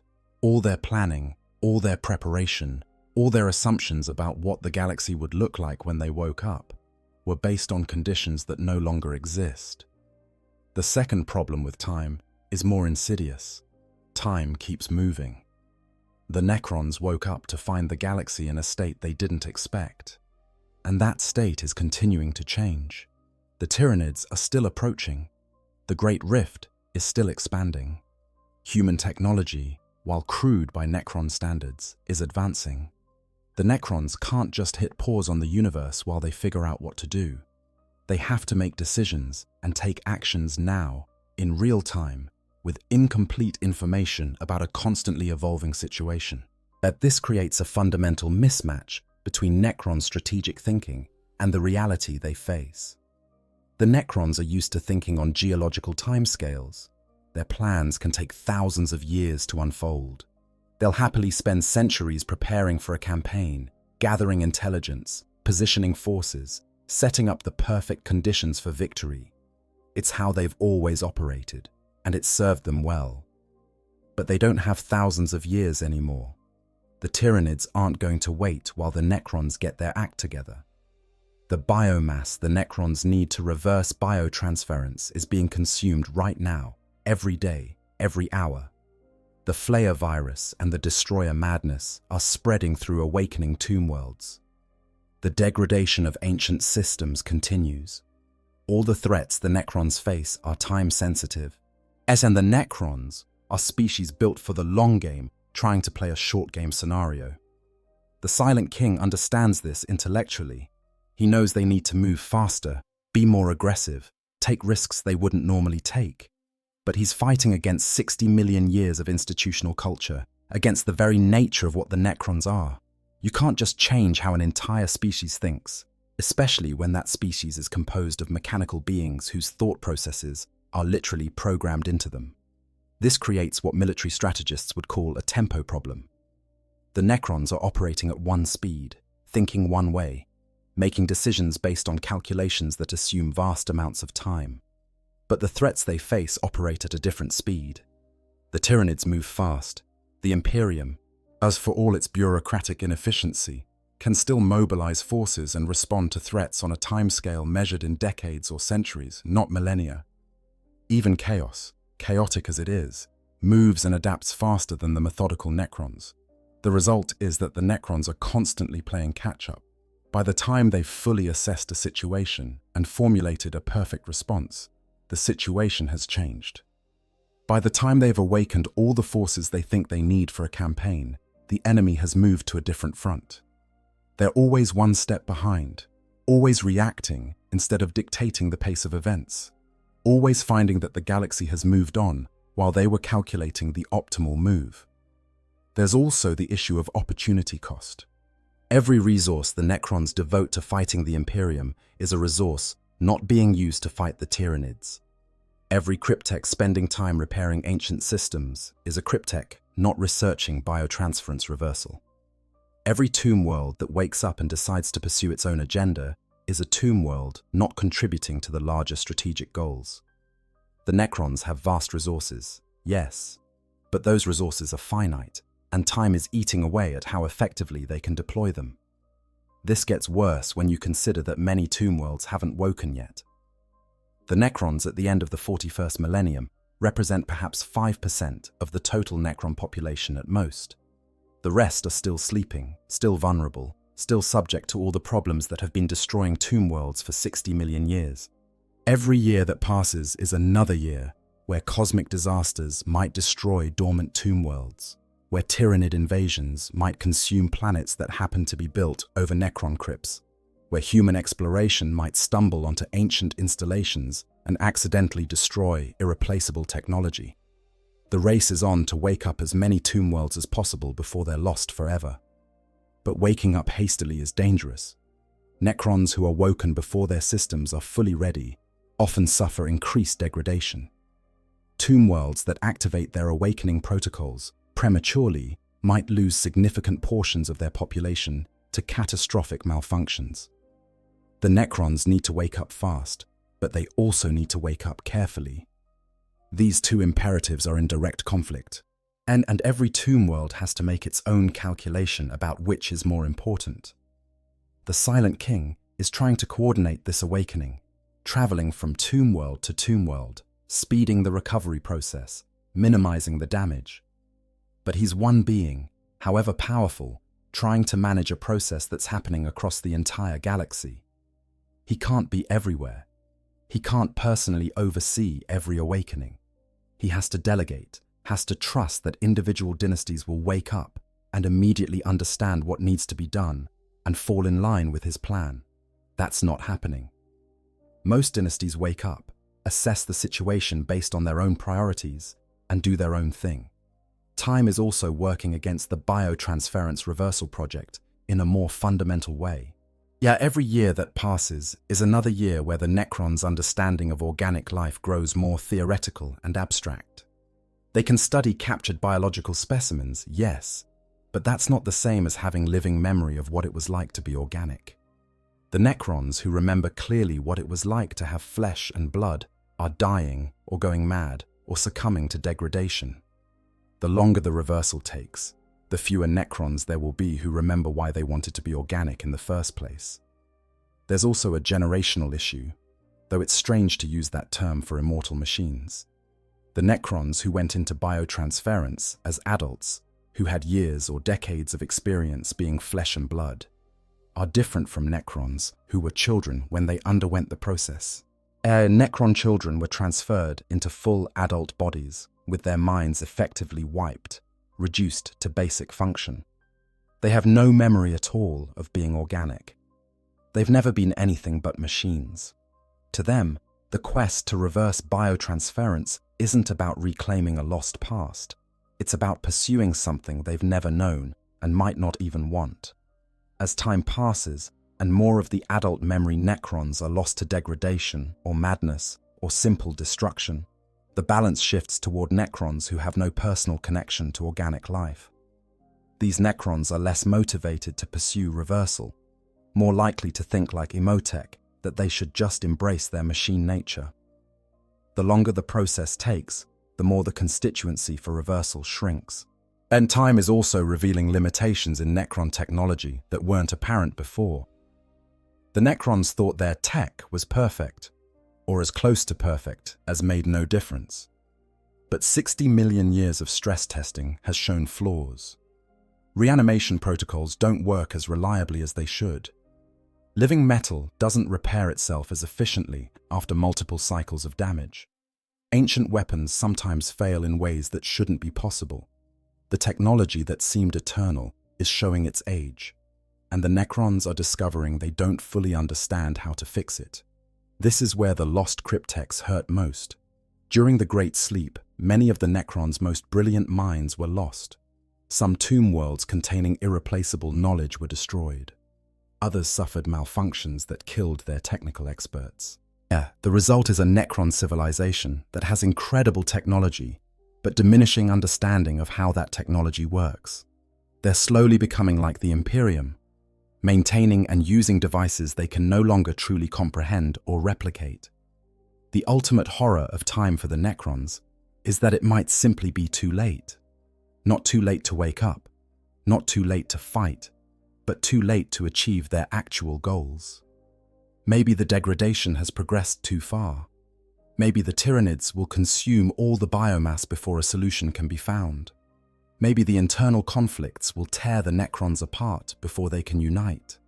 Maybe the galaxy has simply moved on, and there's no place in it anymore for a species of ancient machines who want to be flesh again. The Necrons are racing against the clock, and the clock is winning. One time has already taken 60 million years from them. It's still taking, every moment, every day. And unlike every other enemy they face, time can't be negotiated with, can't be fought, can't be escaped.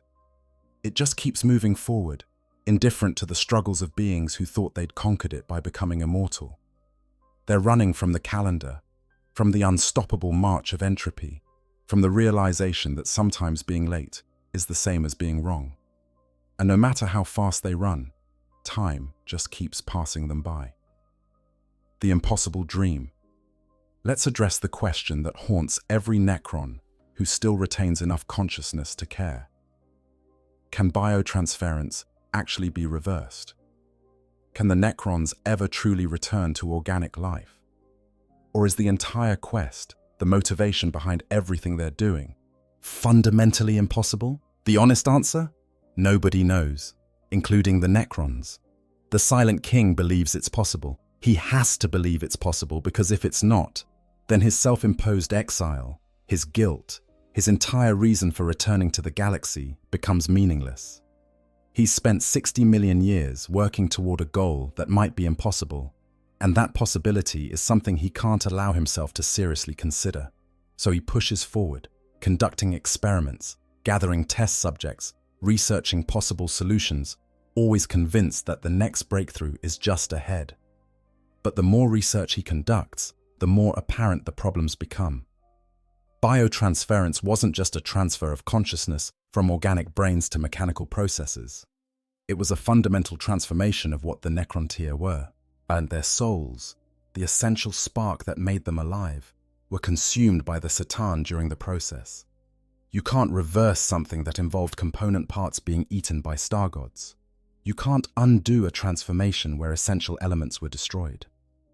Some Necron cryptexts argue that souls aren't necessary, that consciousness is all that matters, and if you can transfer a Necron's consciousness into an organic body, that's close enough to being alive again.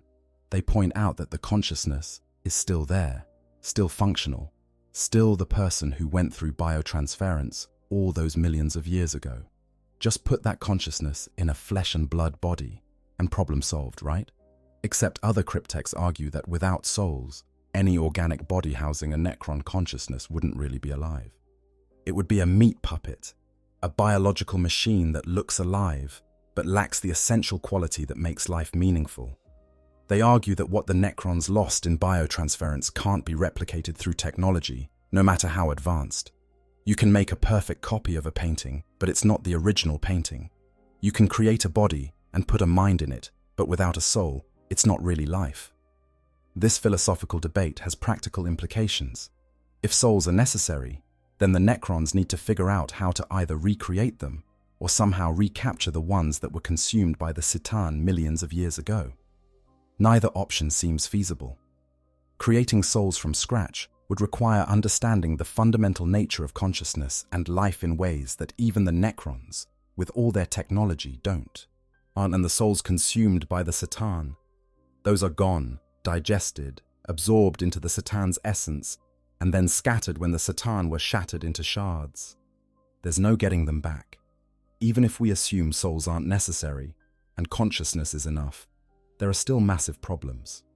First, you need compatible organic bodies. You can't just download a Necron consciousness into any random organic being. The brain structure has to be compatible. The neural architecture has to match the patterns of Necron thought processes. The body has to be stable enough to not reject the consciousness or suffer catastrophic seizures from having machine logic running on meat hardware. The Silent King's experiments have been trying to address this. He's tested various species, looking for ones that might be suitable hosts.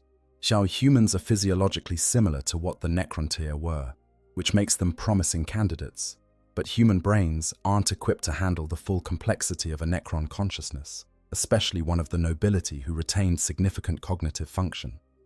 Early experiments resulted in subjects whose brains essentially burned out from the strain, dying within hours or days. The Eldar are another possibility. Their psychic abilities suggest their brains are more flexible, more capable of handling unusual forms of consciousness. But the Eldar are dying as a species, their numbers diminishing. Using them as hosts would mean driving another race toward extinction, which even the desperate Necrons find problematic. Plus, the Eldar's strong connection to the warp might make them incompatible with Necron consciousness, which is fundamentally anti-psychic. Then there's the question of scale. Even if you find a suitable host species and figure out the transfer process, you need to perform this process on trillions of Necrons. The logistics alone are staggering. You'd need to breed or acquire billions upon billions of compatible organic bodies. You'd need facilities to perform the transfers. You'd need cryptechs to oversee each procedure. The infrastructure required would dwarf anything the Necrons currently have. And here's the really dark part. You'd essentially be committing genocide on a massive scale. Those organic bodies have to come from somewhere. They need to be grown or acquired, which means either breeding organic beings like livestock for the purpose of being hijacked by Necron consciousnesses, or taking existing populations and repurposing them. Either way, you're talking about the destruction of organic life to save mechanical unlife. The Necrons fighting to preserve biomass from the Tyranids would, in the end, use that biomass to replace the organic species that currently exist. Some Necrons recognize this moral problem. Not many, because soulless machines don't have strong moral instincts, but some. They recognize that what they're proposing is essentially cosmic-scale body snatching, the elimination of younger races to serve the Necrons' own goals. It's a different kind of extinction, but extinction nonetheless. The fact that they're considering it at all shows how desperate they've become. The practical challenges are just the beginning. There's also the question of whether the transferred Necrons would even be satisfied with organic life after millions of years as machines. The Necrons who went through biotransference knew what they were losing because they'd experienced organic life. They had memories of eating, touching, feeling in ways that bodies of living metal can't replicate. But those memories are millions of years old now, degraded, abstracted, more like historical records than genuine experiences. What if a Necron finally gets transferred into an organic body and discovers it's disappointing? What if the reality of organic life, with all its limitations and vulnerabilities and messiness, doesn't live up to the idealized memory they've been holding onto for eons? What if they discover that being organic again means being mortal again, subject to disease and aging and all the things that made the Necrontyre's original existence so terrible? The body wouldn't come with a built-in radiation curse, obviously, but it would still age. It would still be vulnerable in ways Necron bodies aren't. A transferred Necron would go from being functionally immortal, capable of recovering from damage that would destroy organic beings, to being soft and squishy and temporary. They'd be gaining sensation and emotion at the cost of durability and longevity. For some Necrons, that might not be a trade they want to make, especially after they've been immortal for millions of years. This is part of why Immertech opposes the Reversal project. He argues that the Necrons should embrace what they've become rather than trying to reclaim what they were. They're perfect machines, he says, and imperishable and powerful. Why would they want to become weak flesh again? Why chase an impossible dream when they could focus on dominating the galaxy as they are? His position has logic to it, even if it's the logic of someone who's given up on ever truly living again. If you can't achieve your goal, maybe you should change your goal. If you can't be alive, maybe you should stop wanting to be alive. It's a form of acceptance, though whether it's healthy acceptance or just resignation is debatable. The counter-argument is that without the goal of reversing biotransference, the Necrons lose their purpose. What's the point of dominating a galaxy when you can't enjoy it? What's the point of existing at all when existence is hollow? The quest to become organic again might be impossible, but it's what gives meaning to Necron existence. Without it, they're just machines going through motions, acting out scripts written millions of years ago for reasons they can no longer fully remember. This philosophical deadlock is paralyzing Necron society.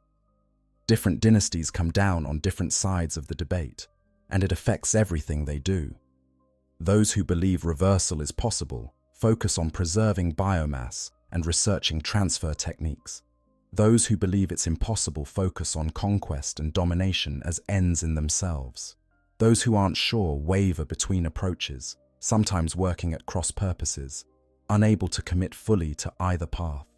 The Silent King himself might be the one most trapped by this dilemma. He was the one who led his people into biotransference. He was the one who destroyed the command protocols, and thinking he was freeing them when he was actually condemning them to fragmentation. If reversal is impossible, if the entire quest is futile, then Zarek's guilt is unresolvable. He doomed his species and can't save them.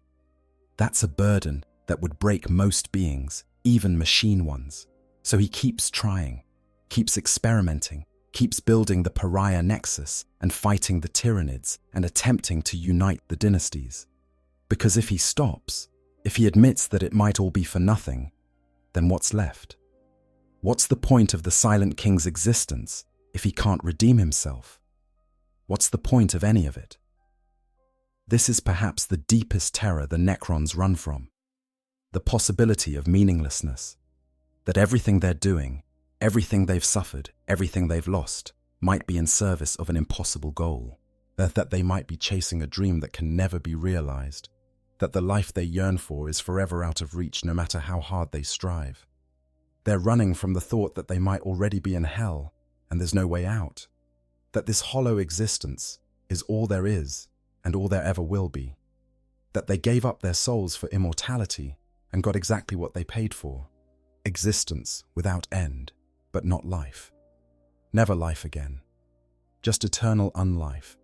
Going through motions that stopped having meaning millions of years ago. Waiting for an end that will never come. And if that's true, if biotransference really can't be reversed, then the Necrons aren't just running from external threats, or internal decay, or the passage of time.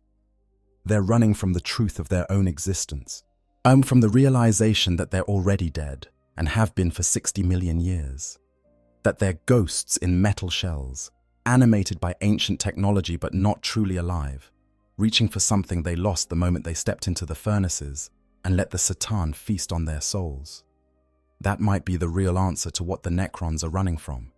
They're running from themselves, from what they've become, from the realization that in seeking immortality, they found only an eternity of death. And there's nothing in the galaxy that can save them from that. Not technology, not conquest, not vengeance against the Satan, or victory over the Tyranids, or unity among the dynasties. They're running from the fact that they're running at all, that beings who should be the galaxy's rightful rulers are instead fleeing from threats that exist primarily in the mirror, reflections of their own cursed existence. And the faster they run, the more apparent it becomes that there's nowhere to go, no destination that will make things better, no finish line where they'll finally be safe. They just keep running, forever, because that's all that's left to them now. Because stopping means facing what they are, and that's a horror even immortal machines can't bear to confront. Conclusion. So what are the Necrons actually running from in Warhammer 40,000? After examining all these threats, all these fears, all these horrors that haunt the ancient machines as they wake from their 60 million year slumber, we can finally answer that question. The Necrons are running from the Tyranids. Oh yes, because those extragalactic devourers threaten to consume the very biomass the Necrons need to reverse their curse. They're running from the Flayed virus, a plague of insanity and hunger that spreads through their ranks like cancer through flesh they no longer possess. They're running from the Destroyer cult, from the madness that makes their own kind embrace oblivion and seek to drag all life into the darkness with them. They're running from time itself, from degradation and decay, from memories fading and systems failing, from the slow erosion of everything they once were. They're running from each other, from civil wars and dynastic conflicts that waste precious resources while external threats loom. They're running from the warp, from forces they don't understand and can't fully fight, from a dimension that shouldn't affect them but somehow does. But underlying all of this, connecting all these threads of terror and desperation, is a single unifying truth. The Necrons are running from themselves, from the consequences of choices made millions of years ago, from the curse of their own existence, from the horrible realization that in achieving immortality, they lost everything that made immortality worth having. They're running from the knowledge that they're already dead, that biotransference didn't save them, but hollowed them out, leaving machines that remember being alive, but can never truly live again. They're running from the possibility that all their efforts, all their plans, all their desperate struggles might be in vain, that organic life might forever remain beyond their reach, as every external threat they face is really just a reflection of this internal horror. The Tyranids aren't just consuming biomass, they're consuming the Necrons' hope of redemption. The Flayed virus isn't just driving them mad, it's revealing the madness that was always there, lurking beneath the surface of their soulless existence. The Destroyer cult isn't advocating for something new, they're just saying out loud what every Necron fears might be true, that oblivion is the only real escape. The tragedy of the Necrons is that they got exactly what they asked for. They wanted immortality, and they got it. They wanted to be free from the radiation that poisoned their homeworld, and they achieved that. They wanted the power to defeat the Old Ones, and the Satan gave them that power. But in getting everything they thought they wanted, that they lost everything they actually needed. They lost their souls. They lost their capacity to feel. They lost the very thing that made existence meaningful. Now they're trapped in an existence that's neither life nor death, serving sentences that will never end in bodies that will never truly die, pursuing goals that might be impossible, fighting enemies both external and internal, running from threats they can never escape, because those threats are woven into the very fabric of their being. The Necrons stand as a warning about the dangers of pursuing immortality without understanding the cost. They're a cautionary tale about giving up your humanity, or whatever makes you truly alive, in exchange for power and longevity. They're proof that living forever means nothing if you're not really living at all, and yet, as despite all this horror, despite the crushing weight of their cursed existence, the Necrons endure. They wake up, they fight, they scheme and build and dream of redemption, even when redemption might be impossible. There's something almost noble in their refusal to give up, in their determination to keep trying, even when the odds are impossible and the cause might be futile. Maybe that's the real story of the Necrons in the end. Not that they're running from various threats, but that despite having every reason to give up, to embrace the oblivion the destroyers preach, to just shut down and let entropy take them, they don't. They keep fighting, they keep hoping, they keep reaching for something better, even when all logic says nothing better exists. They're running, yes, but they're also still moving forward. And in the grim darkness of the far future, where there is only war, maybe that's the only kind of victory that matters. Not defeating your enemies or achieving your goals, but refusing to stop trying. Refusing to surrender to despair even when you're trapped in a nightmare of your own making. Refusing to accept that this hollow existence is all there is. The Necrons are running from their past, their present, and possibly their future. But they're running. They're still in motion. They're still trying. And as long as they're trying, as long as even one Necron still hopes that biotransference might be reversed, that they might one day feel the warmth of real sunlight on real skin, that they might remember what it felt like to be truly alive, then they haven't lost. Not completely. They're running from themselves, but maybe, just maybe, they're also running towards something, toward a future where they're no longer cursed machines but living beings again. It's a long shot. It might be impossible, but for the Necrons, that impossible dream is all they have left. And they'll chase it across the galaxy, through wars and madness and decay, until either they achieve it or the universe itself ends. Because that's what it means to be Necron. To be cursed with immortality you never wanted. To be cursed with immortality you never wanted. To be trapped between death and life, unable to truly experience either. To remember what it felt like to be alive while knowing you might never feel it again. To look out at a galaxy full of living things and understand that you're fundamentally different from all of them, fundamentally broken in ways that technology can't fix. That's the Necron condition. And every single one of them, from the mightiest pharaoh to the most degraded warrior, carries this burden with them every moment of their eternal existence. They can't escape it. They can't forget it, though many try. They can't die to be free of it, because death was taken from them 60 million years ago in exchange for a gift they never wanted. So they run. They keep moving. They keep fighting. Because stopping means confronting the full horror of what they've become, and even beings without souls have limits to how much existential dread they can process. The running itself becomes the point, becomes the only thing that gives their existence structure and meaning.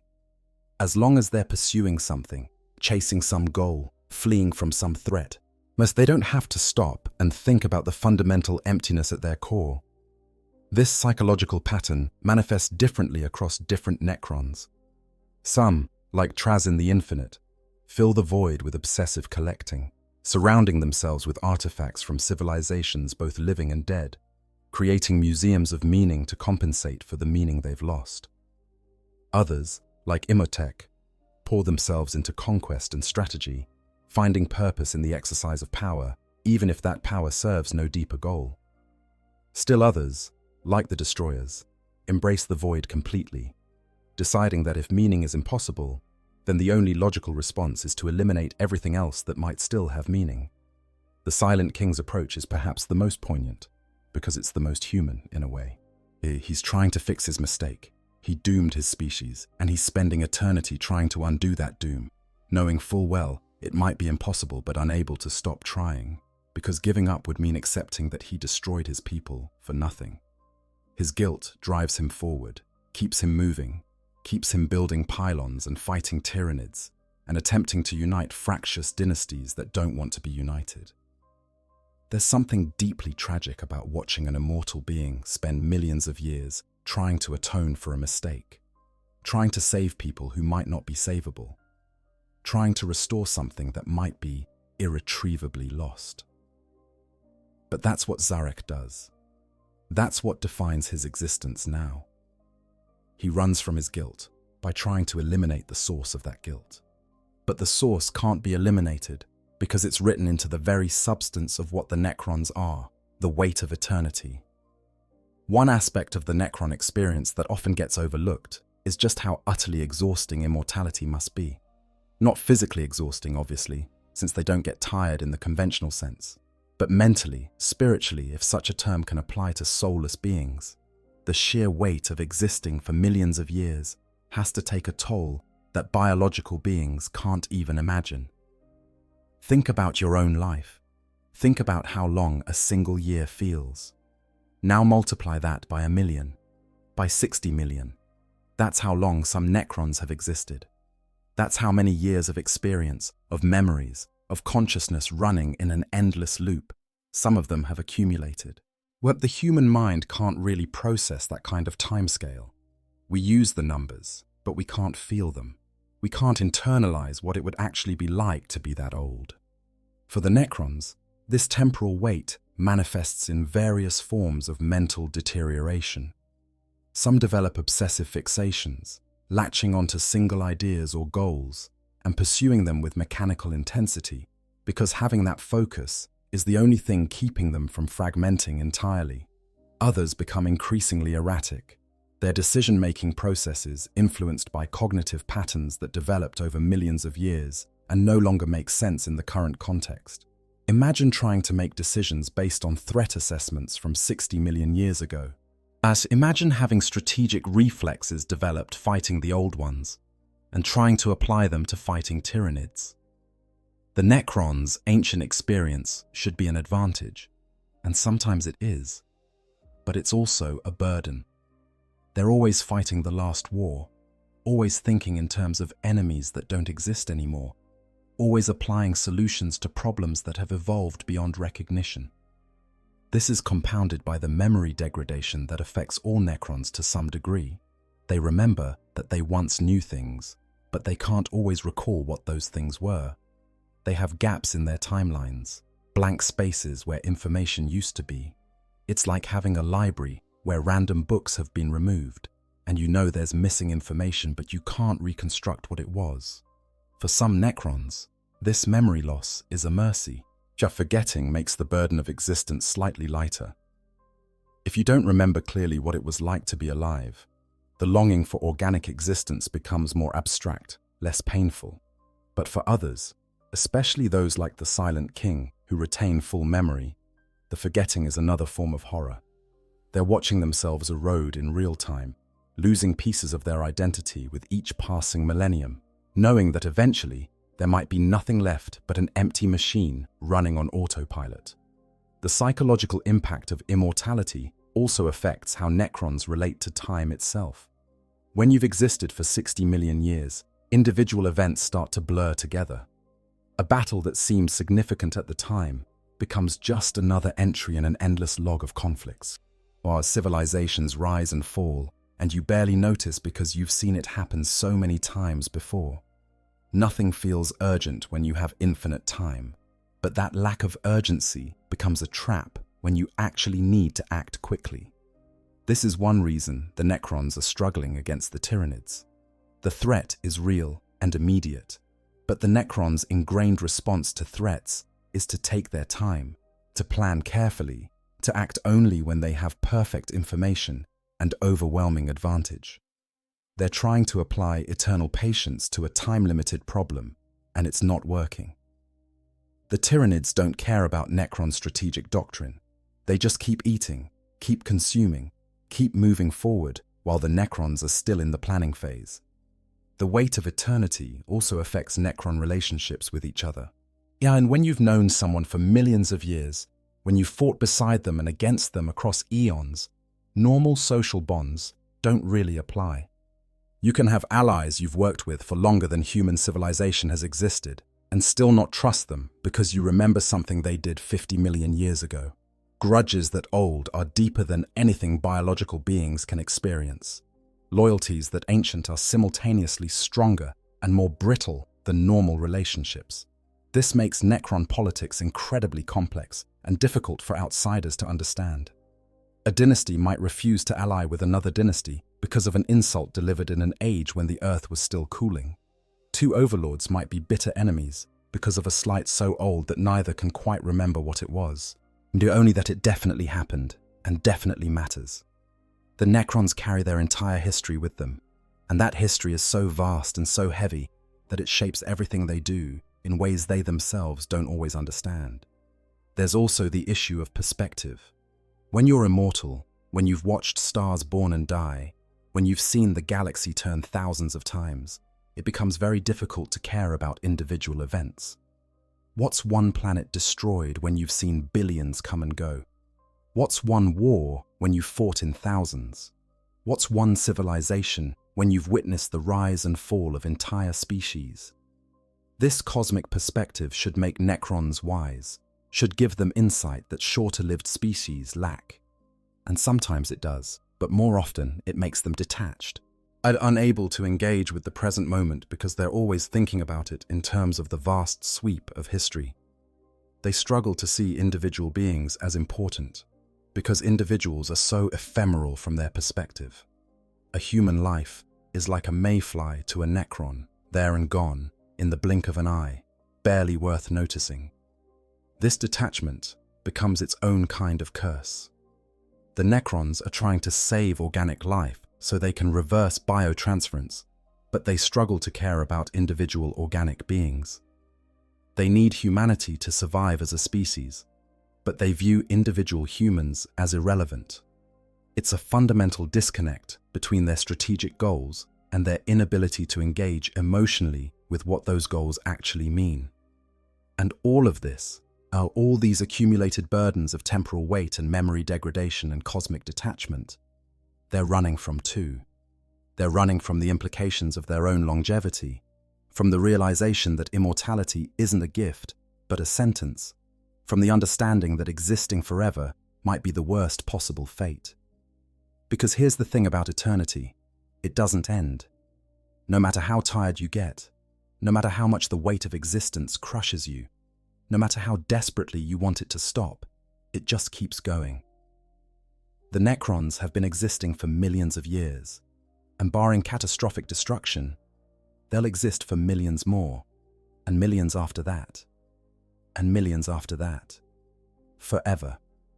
Never changing in any fundamental way, never finding peace, never getting to rest. That's what they're running from, at the infinity of their own existence.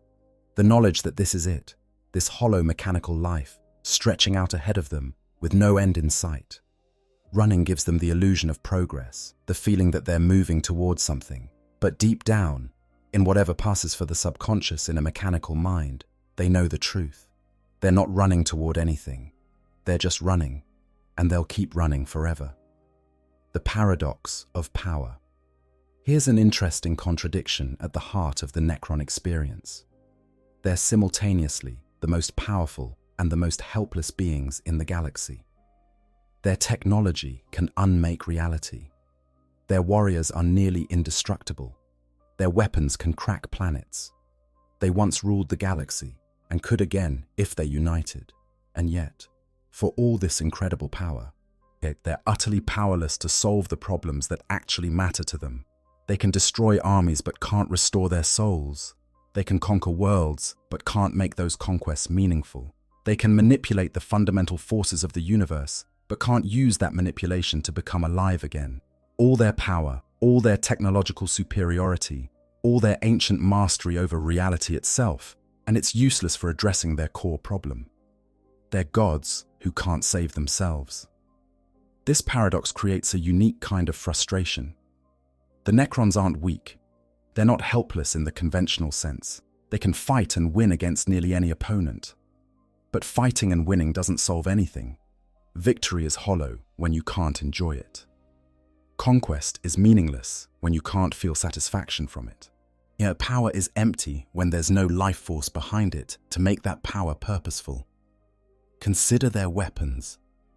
The Necrons possess armaments that make the Imperium's most devastating weapons look like primitive tools. Gauss flares that strip targets apart, molecule by molecule. Particle whips that can phase through normal matter.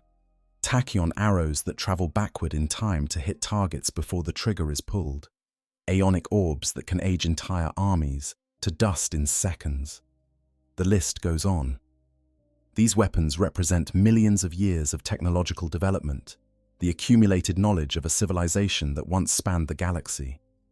They're perfect instruments of destruction, capable of eliminating any target with clinical efficiency. And they're completely useless for the one thing the Necrons actually need, which is reversing biotransference. You can't shoot your way back to organic life. You can't disintegrate the curse of soullessness with a particle beam.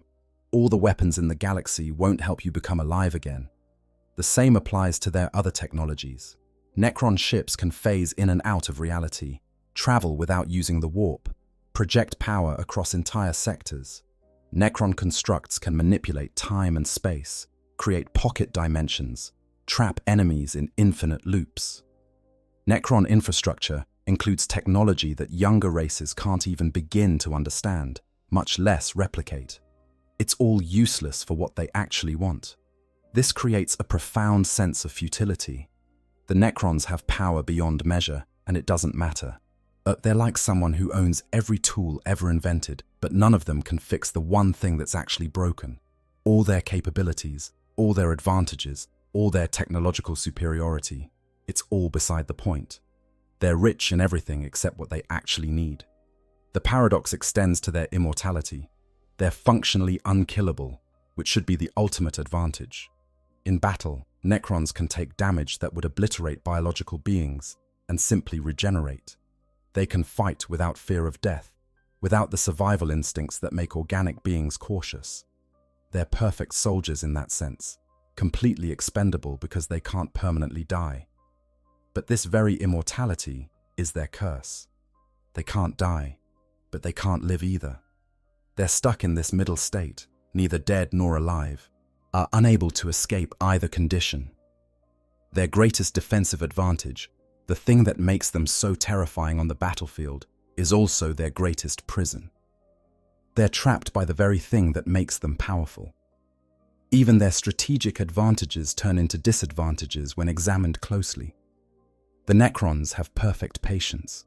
They can wait centuries or millennia for the right moment to strike. They can plan operations that unfold across generations. This should make them unbeatable strategists, always thinking further ahead than their opponents. But as we've discussed, this patience is a liability when facing threats that won't wait. The Tyranids don't care about your 10,000-year plan. They're eating biomass now, today, this moment. Perfect patience becomes perfect paralysis when the situation requires immediate action. Their unity of purpose should be an advantage too. All Necrons theoretically want the same thing, to reverse biotransference and become alive again. This should make them easy to coordinate, easy to align toward common goals. But as we've seen, it doesn't work that way in practice. Different Necrons have different ideas about how to achieve that goal, or whether it's even achievable. Their shared purpose fractures into 1,000 competing visions, and they end up fighting each other instead of working together. The power paradox manifests most clearly in the Silent King himself. Zarek is arguably the single most powerful individual in the galaxy. He commands legions of Necron warriors, controls technology that could reshape reality, and possesses strategic genius honed over millions of years. Yet he should be able to accomplish anything he sets his mind to, and yet he can't unite his own people. He can't force them to cooperate. He can't make them see that their survival depends on working together. Why? Because he destroyed the very mechanism that would have let him exercise that power. The command protocols that once gave him absolute control over all Necrons, he deliberately broke them. He gave up absolute power to free his people from tyranny, and in doing so, made it impossible to save them from themselves. He chose principle over practicality, and now he's paying the price. He has vast power, but can't use it for the one thing that matters most. This is the ultimate expression of the Necron paradox. They're beings of incredible power, who are powerless to save themselves. Yes, they're ancient gods who can't perform the one miracle they actually need. They're masters of technology who've discovered that technology can't solve the problem of existence itself. They can remake the galaxy, but can't remake themselves into something that can enjoy remaking the galaxy. The frustration this creates is existential. Imagine being able to do almost anything except the one thing you desperately want. Imagine having unlimited power that's useless for your actual needs. Imagine being a god who can't answer your own prayers. That's the Necron condition. That's what they wake up to every time they emerge from stasis. All this power, and none of it matters. They're running from this paradox too, from the realization that strength and capability aren't the same as agency, that you can have all the power in the universe and still be helpless. They're running from the knowledge that some problems can't be solved by being stronger or smarter or more advanced. They're running from the understanding that they've solved every challenge except the one that actually counts, and that solving that challenge might require something they no longer possess and can never regain. Power without purpose, capability without meaning, strength without satisfaction.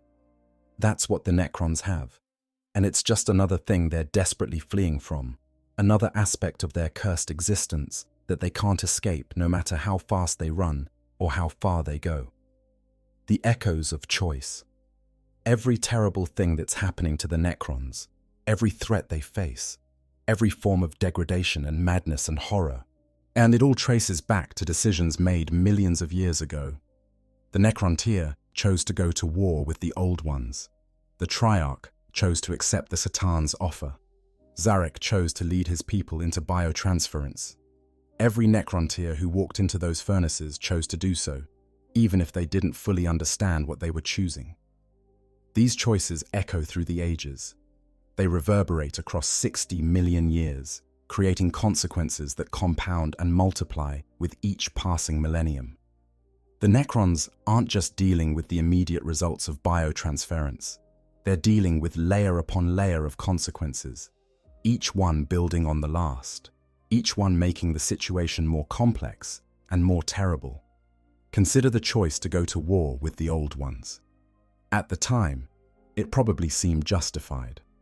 The Necrontyr were dying, suffering, desperate for the secrets of immortality that the Old Ones possessed. The Old Ones refused to help. From the Necrontyr perspective, they were fighting for survival, for the right to exist without constant pain and premature death.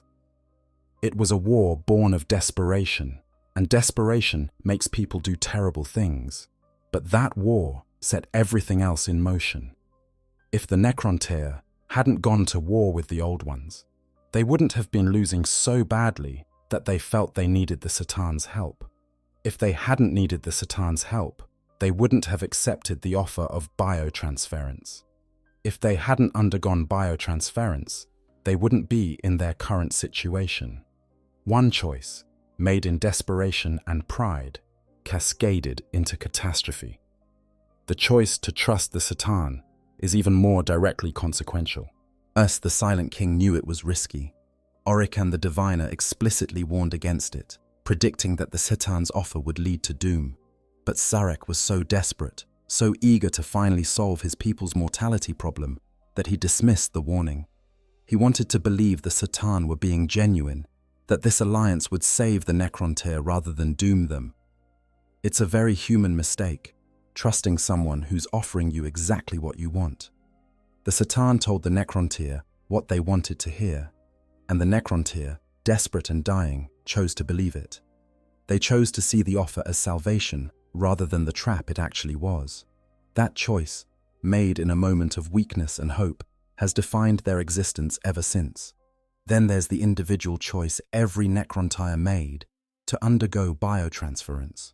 As they lined up by the billions to walk into the furnaces, some went eagerly, believing they were finally escaping their curse. Others went reluctantly, pressured by social expectations or command hierarchies. A few, like Trazyn and Orican, actively resisted and had to be forced.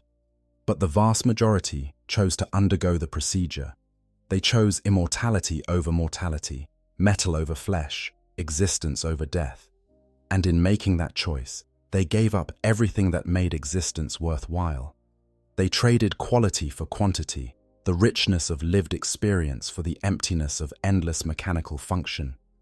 It seemed like a good trade at the time. Immortality for all, power to defeat their enemies, escape from the radiation curse that had poisoned their civilization. What they got was a different kind of curse, one that would last infinitely longer than the one they were trying to escape. The Silent King's choice to destroy the command protocols is another echo that reverberates through Necron society.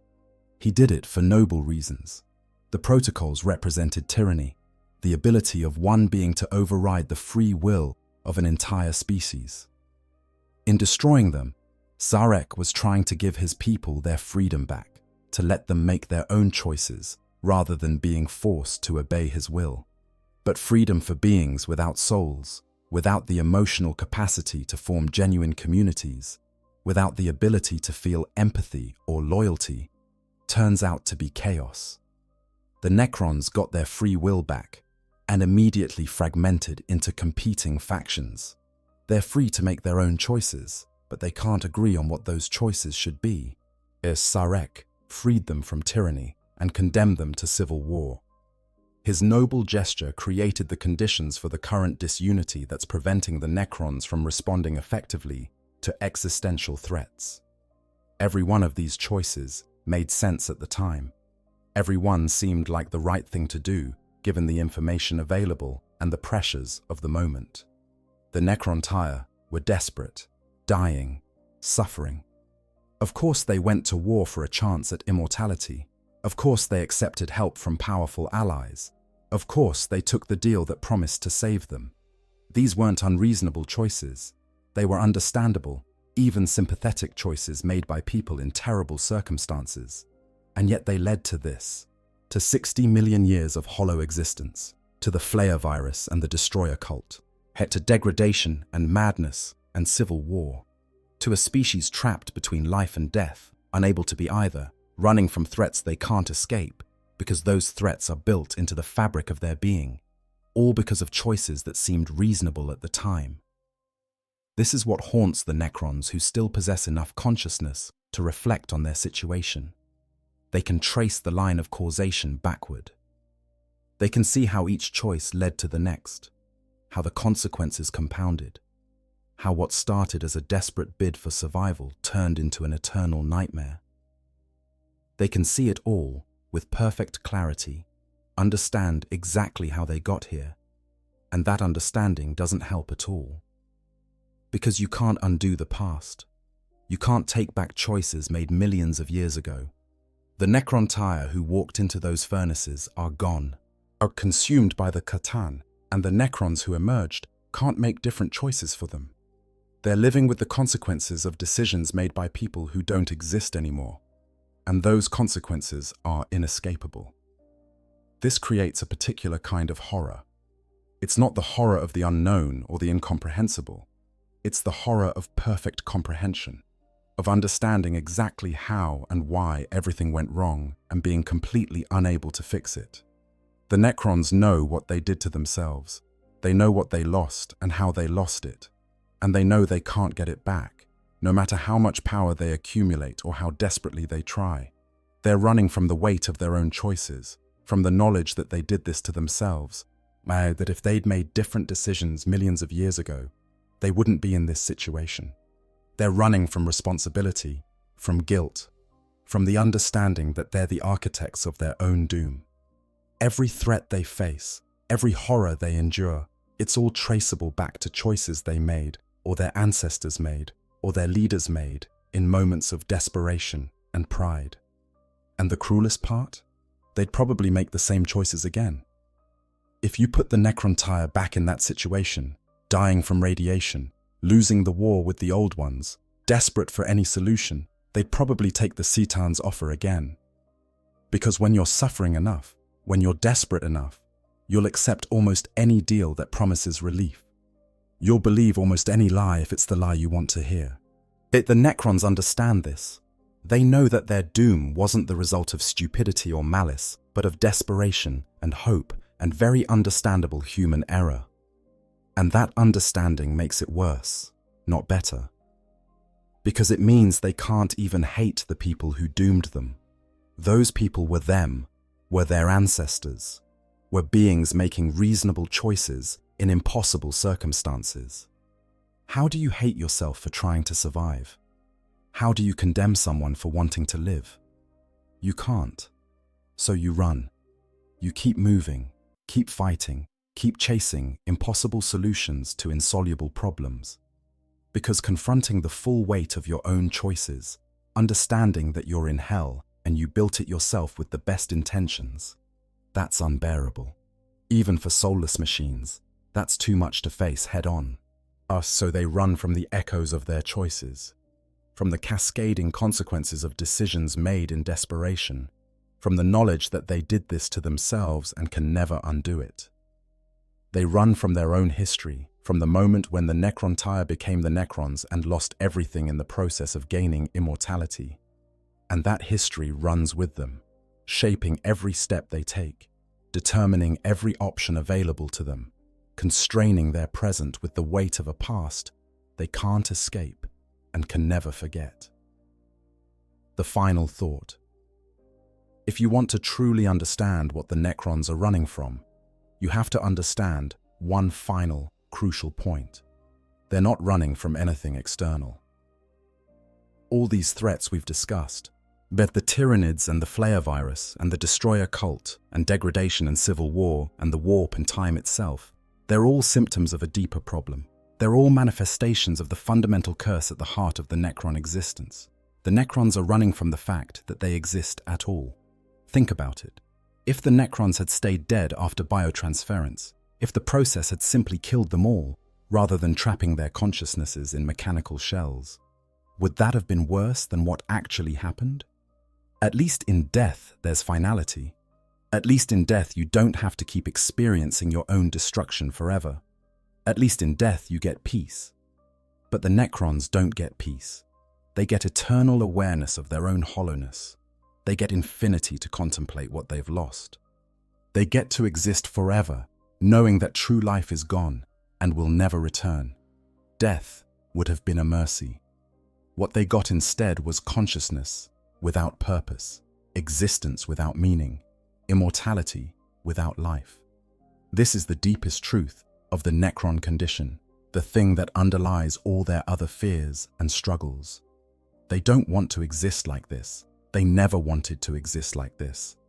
And yet they can't stop existing, can't escape into the peace of non-being, can't find release from the prison of their own immortality.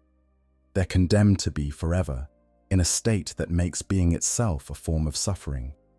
Every action they take, every goal they pursue, every war they fight, it's all trying to address this fundamental problem.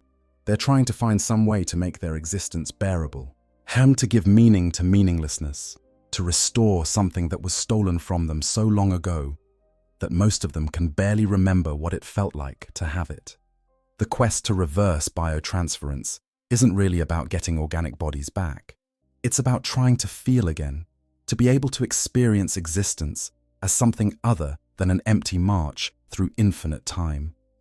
The fight against the Tyranids isn't really about preserving biomass. It's about preserving hope, keeping alive the possibility that someday, somehow, they might escape this curse. The construction of the Pariah Nexus isn't really about dampening the warp. It's about trying to create a universe where beings like them can exist without constant reminders of what they lack.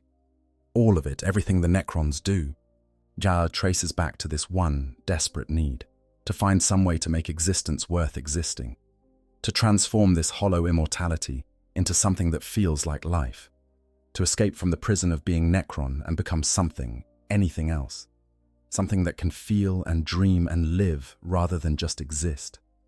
And they're failing. Despite all their power, all their technology, all their ancient wisdom and strategic brilliance, they're failing to achieve the one thing that actually matters. They can conquer worlds but can't conquer their own nature. They can break reality but can't break the curse that binds them. They can do almost anything except the one thing they desperately need to do: stop being what they are. That's what they're running from in the end.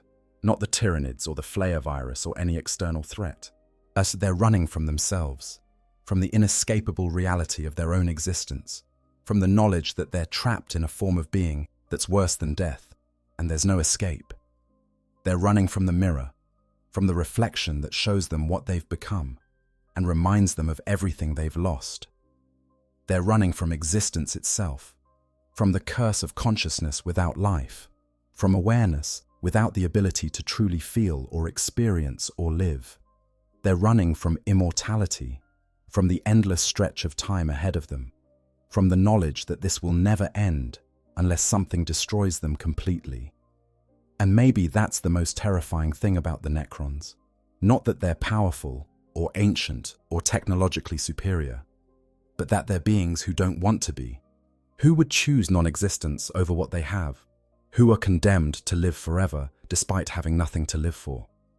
They're the galaxy's ultimate cautionary tale about the dangers of pursuing immortality, about what happens when you get eternal life at the cost of losing the very thing that makes life worth living. So they run. They keep moving, keep fighting, keep chasing impossible dreams and fleeing from inescapable nightmares. Because running gives them the illusion that they're going somewhere, that their existence has direction and purpose. Because if they stop running, if they pause to really confront what they are and what they've become, the weight of that realization might shatter even mechanical minds that have endured for millions of years. The Necrons are running from themselves, from what they are, or from what they've lost, from what they can never get back, from the curse of existing when they'd rather not exist at all. That's the truth that underlies all their other fears, the foundation upon which all their other terrors are built. They're the undead who wish they were just dead, the immortals who would trade eternity for a single mortal lifetime, the machines who would give up all their power for one moment of genuine feeling, the gods who would sacrifice godhood for the simple gift of being alive. And that wish, that desperate need to be anything other than what they are, that's what drives them forward.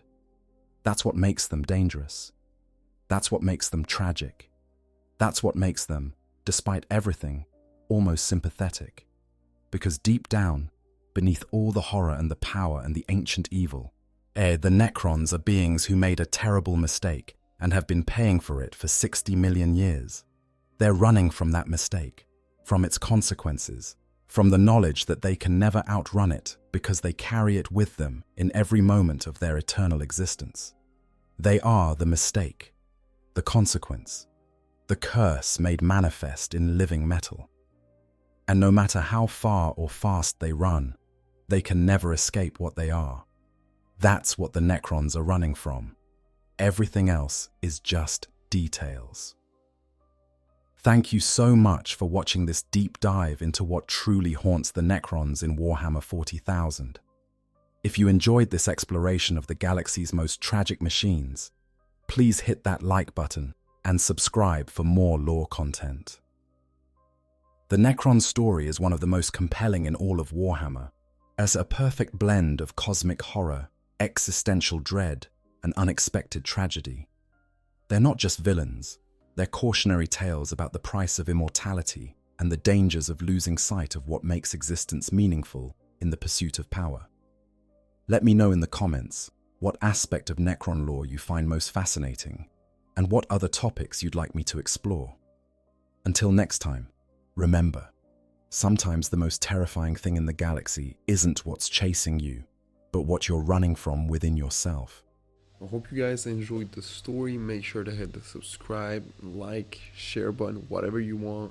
Give me some feedback if there's any. And yeah, sleep well.